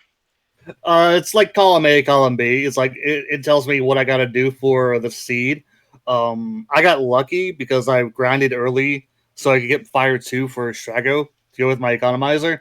After that it was every boss fight after that was more or less on the long lines of here's a little extra XP to get you along the way because what was it the mine carts in Magic Tower or the facility where it was Ifrit and then two goddesses. Yeah, that's exactly what I got as well, and that's one of the reasons why I brought that up. Just because, like, okay, if someone else might have gotten really lucky and didn't have to face any goddesses. Now, I think everybody tonight had to face the two goddesses, just because it kind of rolled that way. But that's the reason why I was asking about that, because you can get really unlucky, and we're like, well, I got two goddesses, and someone else didn't get either one of those. So that's why the reason for that but, question. but yeah, I can see the argument either way, especially in this case where you have Mog at the end of that train. I didn't check. I didn't do Lone Wolf afterwards. I was pretty Hmm. much at the point where I needed Magicite pieces. Um, so Mog could have been a character uh, hiding more characters because right after with Lone Yeah. Wolf. So Mog did lead to Sabin, because we did see Dark Falls end up going that way. Meanwhile, in the race, this Strago for Radio Man is just holding on like a trooper. He's lived through a goner and who knows what else. He has not. He's gotten lucky though, and has not had a. He has not had a Havoc Wing just come in and ruin it. So fingers crossed for everybody for Radio Man, so he can finish out that Kefka, because he's got to be pretty close to go. Sorry, Radio Guy, not Radio Man, but he's got to be pretty close to going down. Um, but Karan, did you have any questions for Siberian Bowl? No, my biggest question was actually about those randomizers. It turns out, seems like Mobley is really provided because I think that's where the Valiant knives were as well. So Yeah, that the Valiant Eyes, the snipers, the economizers was all in Mobilis. So apparently that was the place to go do all of your shopping. They were hoarding all the good stuff, um, and there was like Genji gloves abound in this seed also. Yeah. Um, cheap armor pieces, snow mufflers for 2,000. I'll take Hmm. that any steed. Yeah, I think that's what pretty much everybody did. They went and bought like 4 to 5 snow mufflers because they're just like, yeah, I'm gonna take all of these. And unfortunately, we see Radio Guy take another wipe at Final Kefka, Oof. so that's gonna hurt. You hate to see that. Meanwhile, Dark Falls is actually taking on going into the fight, and we have Nobody War at Phase 2 of the fight as well. So they're catching up. Hopefully, we'll be able to finish out the seed as well. But so I guess just overall, Siberian Blight, you've kind of been in the scene for a little bit. How how do you feel the Grand Prix is going to be going as a whole? Is it something you've been enjoying? Is there something you'd like to see changed? No, I've been enjoying it. It's a case for a lot of people to get in test their own skills, but also because it gives them a chance to show off to our wonderful audience here show up tonight to see what kind of plans each runner has in store. Yeah, I think that's one of the funnest things I like about this randomizer is, and not that there's anything wrong with like other set of randomizers where you have a key item that gets you to the boss, but with Worlds Collide, there's no you have like fixed criteria, but there's no like this item is the one item you have to find to face the boss. You can be like, yeah, well, me and Siberian had two completely different routes that we took because we found different espers and found different characters, but still obviously merged together back at the end. So that's one of the fun things about this randomizer, in my opinion. Yeah, I totally agree. Especially when you, even though we primarily, I'd say a good bunch of our seeds that we've done on stream here have been gated. But when Hmm. you do the open world, that really opens up everything. Everything is a sphere zero. We don't see open world too often, just because we have kind of gotten to where you can kind of I'm trying to think right the words like maximize the system where it's like you do this series of checks because they are the most optimal checks. So you kind of every seed starts to feel the same. So that is kind of one of the reasons why you see a lot of this time we race the gated seeds just because it does give a lot more variety. But to what you mentioned though, if you were learning this game though, the open world seeds are probably the best way to really get used to exploring and seeing where everything is. Uh, Yeah, be- that's what I did when I started. Is I started with open world mhm. just to see where all the flags were. and Yeah. then started doing gated seeds to figure out the rest. Yeah, I would suggest a lot of people kind of do the same way. You can through the open world, you can see where every gate, where every like check is technically, to kind of go, okay, this is here. You can also learn where all the chests are. It's a good way to do that. So it is a great learning tool for first getting into it. We occasionally will do an open world seed as part like our community race. We haven't done one in a while, but it is something we might be looking into doing as well, just to kind of show off to everybody. Hey, here's kind of what that looks like as well. Um, All right, did you have any other questions before we let Siberian Bull go so he can enjoy the rest of his evening? No, you guys have pretty much talked about everything I wanted to say. So, GG Siberian, congratulations, and hopefully we will see you on future broadcasts. Yeah, I intend to come back. Usually Friday is one of my better days, especially now. But thanks for having me. Awesome. Well, we appreciate it, Siberian. Have a great rest of your night. All right, see ya. All right, thank you. So that was Siberian Bull, our first place winner for tonight's race. Meanwhile, we've got Radio Guy being persistent and just continuously going back into this. You got to admire it. I mean, I would have given up and just been like, okay, I'm done. I'm going to forfeit out of this. But he's going to keep going in, which is excellent to see. Meanwhile, we've got Nobody War on Phase 3 now, and we've got Dark Falls on Phase 2. So they are making excellent progress. And I'm going to start doing some OBS stuff. So 1 second, everybody, while I get some music back going for us. I will say I do have to applaud Radio Guy's tenacity, or just basically stubbornness, because I very much was the same way. I mentioned it took me 3 tries to get through this fight myself, so it was just one of those things that, like, okay, I'm not going to give up on this. I'm just going to push through until I can finish it out. So it's good to see that tenacity on his end as well. Yeah, he's a lot better than I would be. I would have been like, yep, nope, we're done. We've given it 3 tries now. We're out of here. But he still's got a good time. So if he gets, fingers crossed, he can get through this one without any trouble. He'll still have a very solid time for the seed. Meanwhile, yeah, definitely. Oh, it looks like Nobody War is going to try to do the Phantom trigger with the calmness. So fingers crossed, everybody, that he gets through the guy without getting a Meteor cast on it. But his shadow dies from the Condemn. And his lock is really low, too. I'm wondering if he's just going to push through it and not worry about the shadow, or if he's going to try to get him up. This is a nail biter for Nobody War as well. He's going to get the train off. Now, I don't know if that is going to pop the Phantom. And it looks like it does. Oh. Or maybe it doesn't. I can't really tell. I was going to say if it did. Yeah, train wiped the Phantom. Uh-oh. And here comes that Meteor, and that's going to drop the lock, and probably the Celeste as well. Okay, missed there. Wow, but there goes Strago, and here comes the Calmness. Blocks the first one. Okay, he's down with only 1. So it's just his Strago, which I don't think had like the big hitting weapons. So Nobody War, fingers crossed, has like a Mega Elixir or something like that. They can use, well, at least 2 of them to recover through this. Meanwhile, we'll say that's some pretty epic dodging on the Meteor, though. Yeah, he got extremely lucky there. Meanwhile, Dark Falls is also on Phase 3. But he's got his lock and his Strago down as well, so he's going to need to get those guys up. We are not having fun times tonight with Phase 3. But here you're starting to see that high damage that comes out of Shadow with the Sniper. He needs to get that. I don't know if Locke has his Valiant Knife up, or if Locke is his Valiant Knife user, but it looks like he's using the throw ability. So this is going to be Kefka. Shadow he does not have Offering, though, for his Valiant Knife, so maybe that was to help control kind of who he was attacking. Hopefully he's got a Mega Elixir. It doesn't look like it, though. He looks like he just has X Potions. And thank you, Siberian Bull, for the raiding party.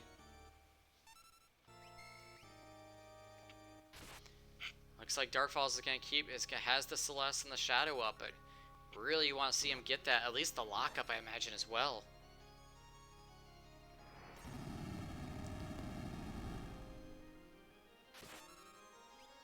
Oh no. Okay, still's got everybody up. He's going to have to dodge this Calmness like a champ, though, because his Celeste is going to drop as well.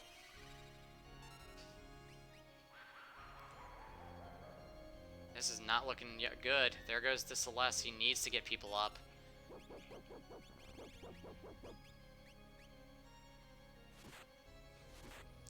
And he's down to just Shadow for Nobody War. I don't know if he's going to have the damage, or I mean, he maybe has the HP to survive the Goner, but... And same, Darkfalls is down to just his Shadow taking on Final Form Kefka. This is close all over the place.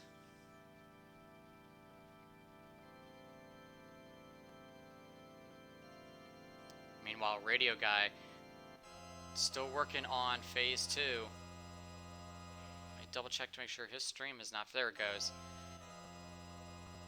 Fingers crossed everybody for Darkfalls. He still has a Shadow, but it's going to be close. And oh, unfortunately for Nobody War, is not able to get it done, so he's going to have to reset. It looks like he's going to go back into it as well. Yeah, this Friday the 13th has not been good for any of the runners. This has been rough.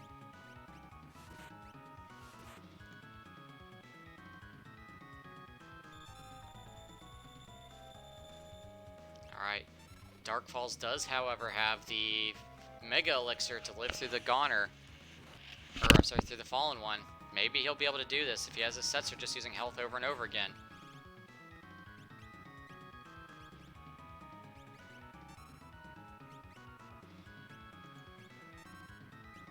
Meanwhile, Radio Guy still working on phase 2. Looking pretty solid, though, when you've got Nobody War jumping back into it.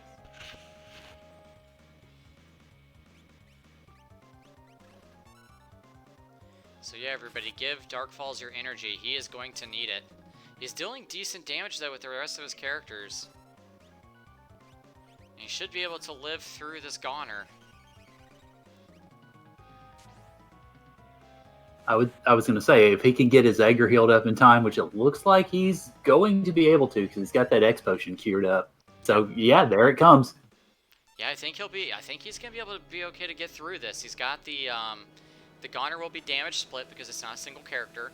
Everybody's got fairly high health just because of how far they've gone into this seed. So as long as he can just keep his health up, he should be okay. That Edgar's doing... that Sabin doing some solid damage. Sets are just using the health ability, and Shadow's still doing the sniper damage, which has been fairly good. There's 6,000 right there. What a turnaround this will have been with Darkfalls being the last to go into tower and the second to win, second to place. This would actually be really impressive for Darkfalls, and just shows the bad luck that Radio Guy and Nobody War have had. Yeah, it's... You got folks were mentioning in chat earlier that this generally is the great equalizer of these sorts of runs, and it looks like that is proving very much to be the case. GG for Darkfalls. Wow, come from behind victory for his part. Yeah, GG's. Yeah, that's just shows you the power of that sniper. He got 14,000 damage off of that for those last 2 attacks. So that is excellent time for him as well, coming back from it. The official time of 2:42:02. Getting a nice second place finish. And we are joined in chat by Darkfalls. GG, Darkfalls. Oh, that was intense at the end there. That was interesting. Yeah, you actually made up a lot of time from Nobody War and everybody. One of the things I do want to ask Darkfalls, the Velt Gao check. Do you realize you had to only have 3 party members in there? I thought they fixed it so you could have 4. I was pretty sure. That might be true. I don't know if it is. But I thought that was maybe one of the reasons why you weren't able to find that check. I think it glitched out when I killed him earlier because I didn't get the first Lobo. I was trying to use the Ragnarok on the Lobo to get dried meat. Oh. And I didn't get it. So I think I might have glitched it out when I killed him. Oh, well, if they fixed it, then that completely changed it. Because me and Carnot were like, oh no, I really hope that he realizes that's why he's not finding this last Esper. But you were able to recover very well. I was getting really, really annoyed at the auction house because that didn't pan out. And then I went there and that wasn't panning out. So I was like, crap, what do I do now? Yeah, we were really hoping you weren't going to get too far in the sunk cost fallacy for the auction house, because we were like, well, how long do you realistically stay there before you just say, okay, I'm going to go find another check and go to something else then? I give it 5 tries and I leave. I don't do more than 5. seems like a fair number. But just how did you feel about the seed overall? It really wasn't bad. The money was really nice for experience extra off the bat. Made the seed fairly easy. No heals, no healing items. All the ones you could buy were super expensive. Yeah, there was a place though that had X potions for like 1,000 gold. I know that's what a lot of people ended up finding was like 1,000 gold X potions. Yeah, that was in the bottom of the ship. That's what I used. I just went down and bought a ton of them. But yeah, you're right. Other than that, there was no, really none of anything. Even the espers were all pretty garbage. Um, but there was a lot of really, really strong relics though. Like there's the offerings, the Genji gloves, the economizers were out there. You found snipers, Valiant knives were for sale. I didn't see Valiant or sale. Where were those? I believe those were at Mobley's. Mobley's had Valiant knives. I believe Mobley's also had offerings and economizers. I found economizers. And I found offerings. I found offerings in Zen. Okay, but yeah, I know for sure. Maybe I was wrong on the other two, but I know for sure the Valiant knives are at Mobley's. I know that's where a lot of people up. They're saying, okay, people are saying the offerings were in Zen, so you're right there. So my apologies. Um, but how do you feel about like because this seed was very linear. You pretty much had a fixed path. One character only led to one other character. Do you tend to like those kind of seeds, or do you prefer much more open seeds? I prefer open seeds. I think it's more fun. I think that's kind of the point of randomizer. Karn, did you have any questions for Dark Falls while we got him in here with us? No, not particularly. Just GG, and I also want to echo Classy Badger's sentiments. When we saw you coming in as the final character or the final runner to enter Kefka's tower, weren't sure how things were going to swing, and you did a really good job pulling back a lot of time. So GG's and great job finishing strong. Yeah, thank you. I appreciate that. And just to everybody who doesn't know, Dark Falls was actually the person who started off the Kefka Grand Prix. He was the first person who kind of really organized the first one, and he's also one of the main organizers of the second one. So if you are a participant in this or like what you're seeing, definitely make sure to give Dark Falls a follow and to tell him thank you whenever you see him. He put a lot of work into this, and it's been an excellent kind of style of race for our growing community. So Dark Falls, did you have anything you wanted to say before you get out of here? Yeah, I'm going to piggyback off on what you just said. It's not just me, guys. Future Force has been helping out a ton. Ravlin Bay and Cecil have really helped me out behind the scenes a ton. So I really want to extend some thanks to them because without those couple guys, this wouldn't be possible either. So it's not just me. It's the admin team in the whole.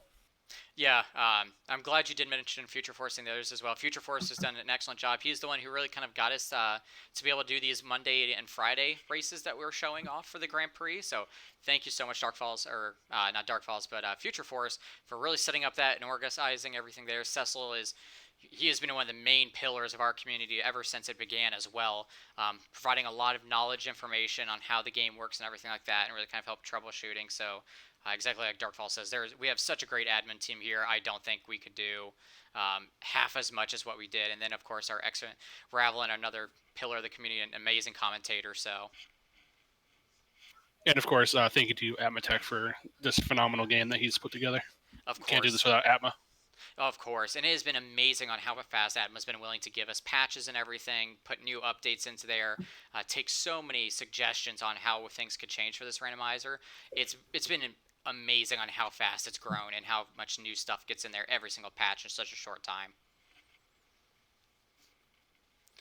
All right, I see two people on Kefka, so I'm going to bow out, guys. Thank you so much for the commentary, and thank you to Zelfer for the track. And see you guys next time. All right, thank you, Dark Falls. Thank you. All right, so we are down to Nobody War and to Radio Guy. And Radio Guy is on his final phase, but he is looking in dire straits as well. I really hope he has a Mega Elixir where he can start getting people healed up, because I'd hate to see like all that persistence wear down. And so he steals a Mega Elixir. Okay, and he does have one too, so he has a backup. I'd say pretty cheeky play stealing a Mega Elixir there. I've seen that happen only one other time, and I believe it was Drulith that did it, or maybe it was somebody else, but on stream, they stole the Mega Elixir and then used it to get themselves into safety, and it was insane to watch. Right. Loud noises. Sorry about that, everyone. All right. He's getting a lot of good Pearl procs, too. Yeah, I think he's really been getting lucky with that. Hopefully this should be the run for him. He's doing good damage. He got through the scary part of the Goner. He's got a backup Mega Elixir. So yeah, now he's just casting that Pearl to do as much damage as possible. But I think Radio Guy should be in a very good spot here. Meanwhile, Nobody War is moving on to Phase 2. Fingers crossed for him this time. Yeah, Nobody War's been having some awful luck trying to go through Kefka, so it's, oh boy, hopefully this is the charm for him. Yeah, he really has, and he's still persisting with it. All of our runners tonight have been excellent at their persistence. They have not given up just because they took a wipe on Kefka. They're saying, no, we're going to finish this. We want to show everybody, and prove to yourself, really. It's a big morale boost at that point, just be like, no, I can do this and finish this. Hopefully he's able to have enough damage. He's got everything he really needs to get through this Goner. At this point, I mean, he just doesn't have anybody that's putting out a lot of damage, so he just needs to kind of do as much as he can. Here comes the Goner. He should be fine to get through this.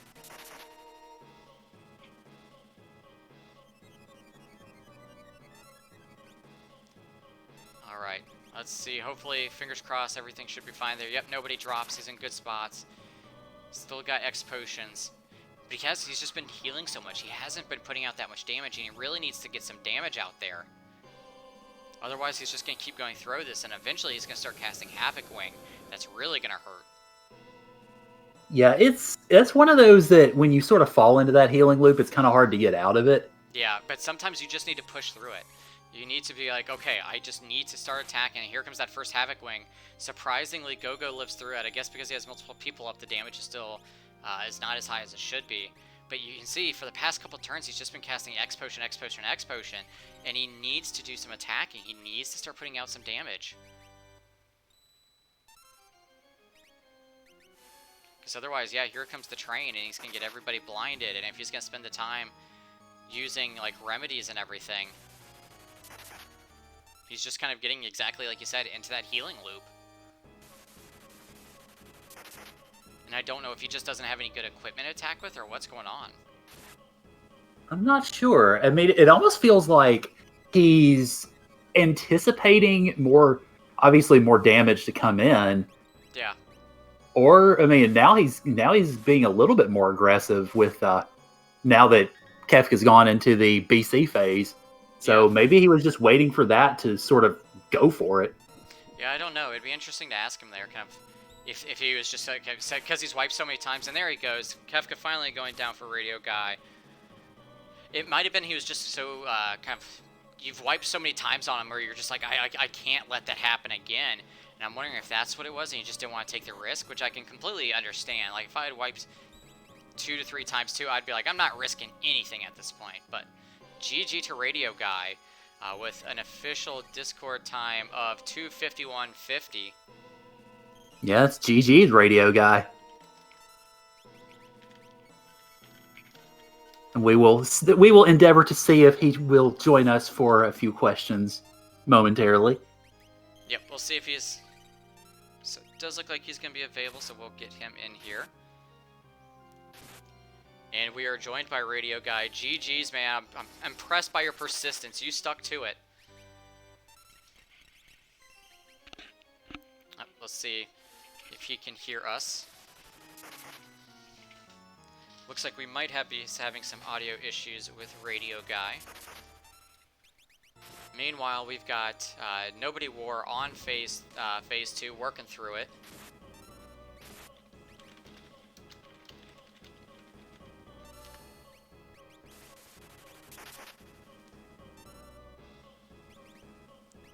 So he is going to keep going through that. Fingers crossed this will be the last run for Nobody War as well.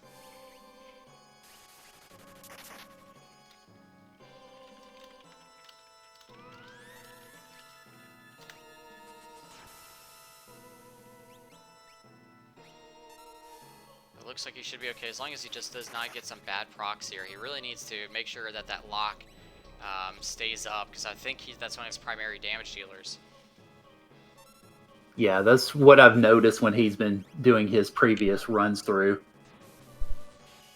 The other thing that I think, and this is something that Boo taught me recently that I want to start sharing with new runners as well. Is something called, I think they call it item buffering or something like that, where basically while you're in an item menu, the enemy's ATB bar does not fill. So one of the things that Boo the runner taught me was like, okay, so you get 3 characters queues lined up, and then on the 4th character when they come up, you go and sit in an item menu or something like that. The wait trick drill, thank you. And that way you let your other 3 characters do their attacks and everything before you then take the action on the 4th one, because otherwise you're just letting the boss's ATB fill up and they get to trigger as well. So that's another thing that I just recently learned that really kind of helps out with this fight also. Hey, you guys hear me? We can, but you are really, really clicky, radio guy. Just a So we got Nobody War trying to get up. Oh man, he's down to just down to the Celis. Hopefully he can get everybody up. But yeah, he is getting condemned all over the place. This is looking rough for Nobody War. He has not been having good luck.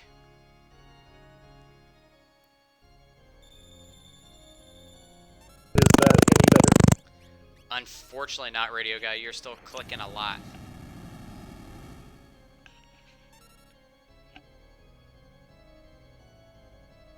So it looks like we're having some audio issues with Radio Guy, but we're going to keep trying to work on that and see if we can get an interview with him. And unfortunately, it looks like that Nobody War is going to forfeit out. There's a great effort. I mean, he tried as many times as he can. Friday the 13th luck just was not on his side.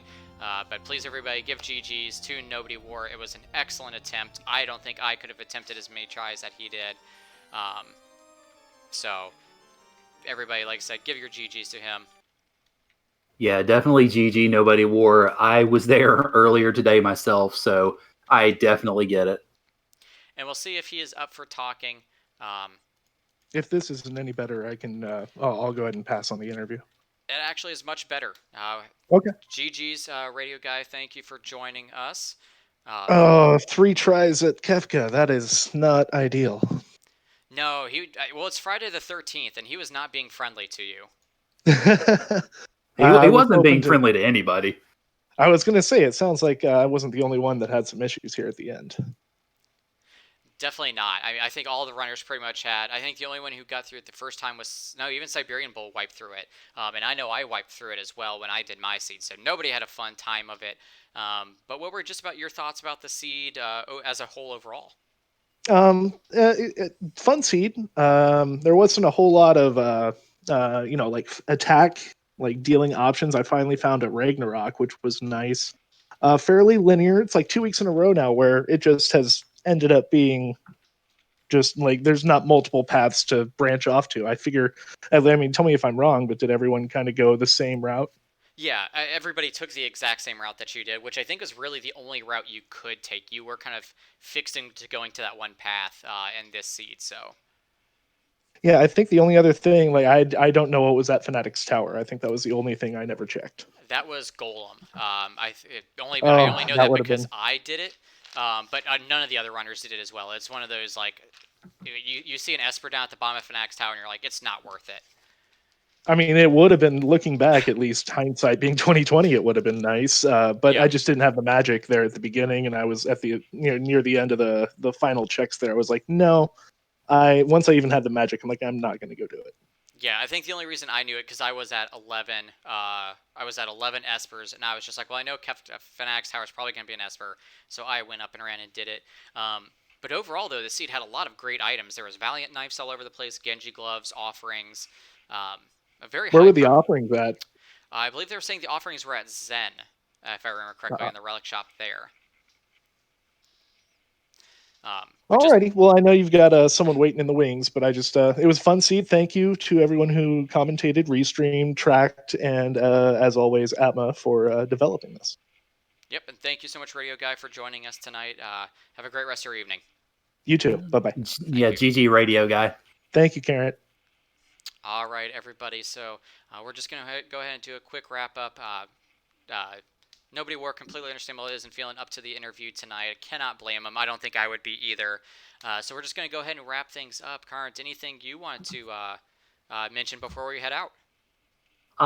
Not particularly. Just thank you guys for letting me comm. This is the first time I've done comms on the Worlds Collide stream, so I definitely appreciate the opportunity. And of course, thank you, Classy, for putting up with my shenanigans tonight. Thank you to Zelfer for clicking all the buttons and making sure that we had our heads on straight. And thank you to Randomania for letting us invade and take over their channel for a while. And Karn, for your first time on comms here at Final Fantasy VI World Collide, you did an excellent job. Hopefully, I'll get to commentate with you again. I think I'm probably going to be doing most Fridays to give Future Force a break.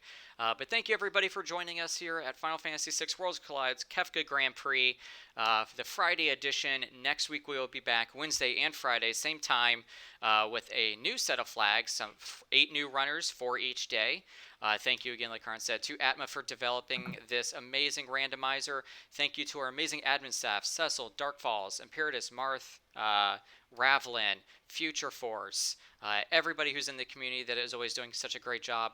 Thank you so much, and see you again next week. Good night.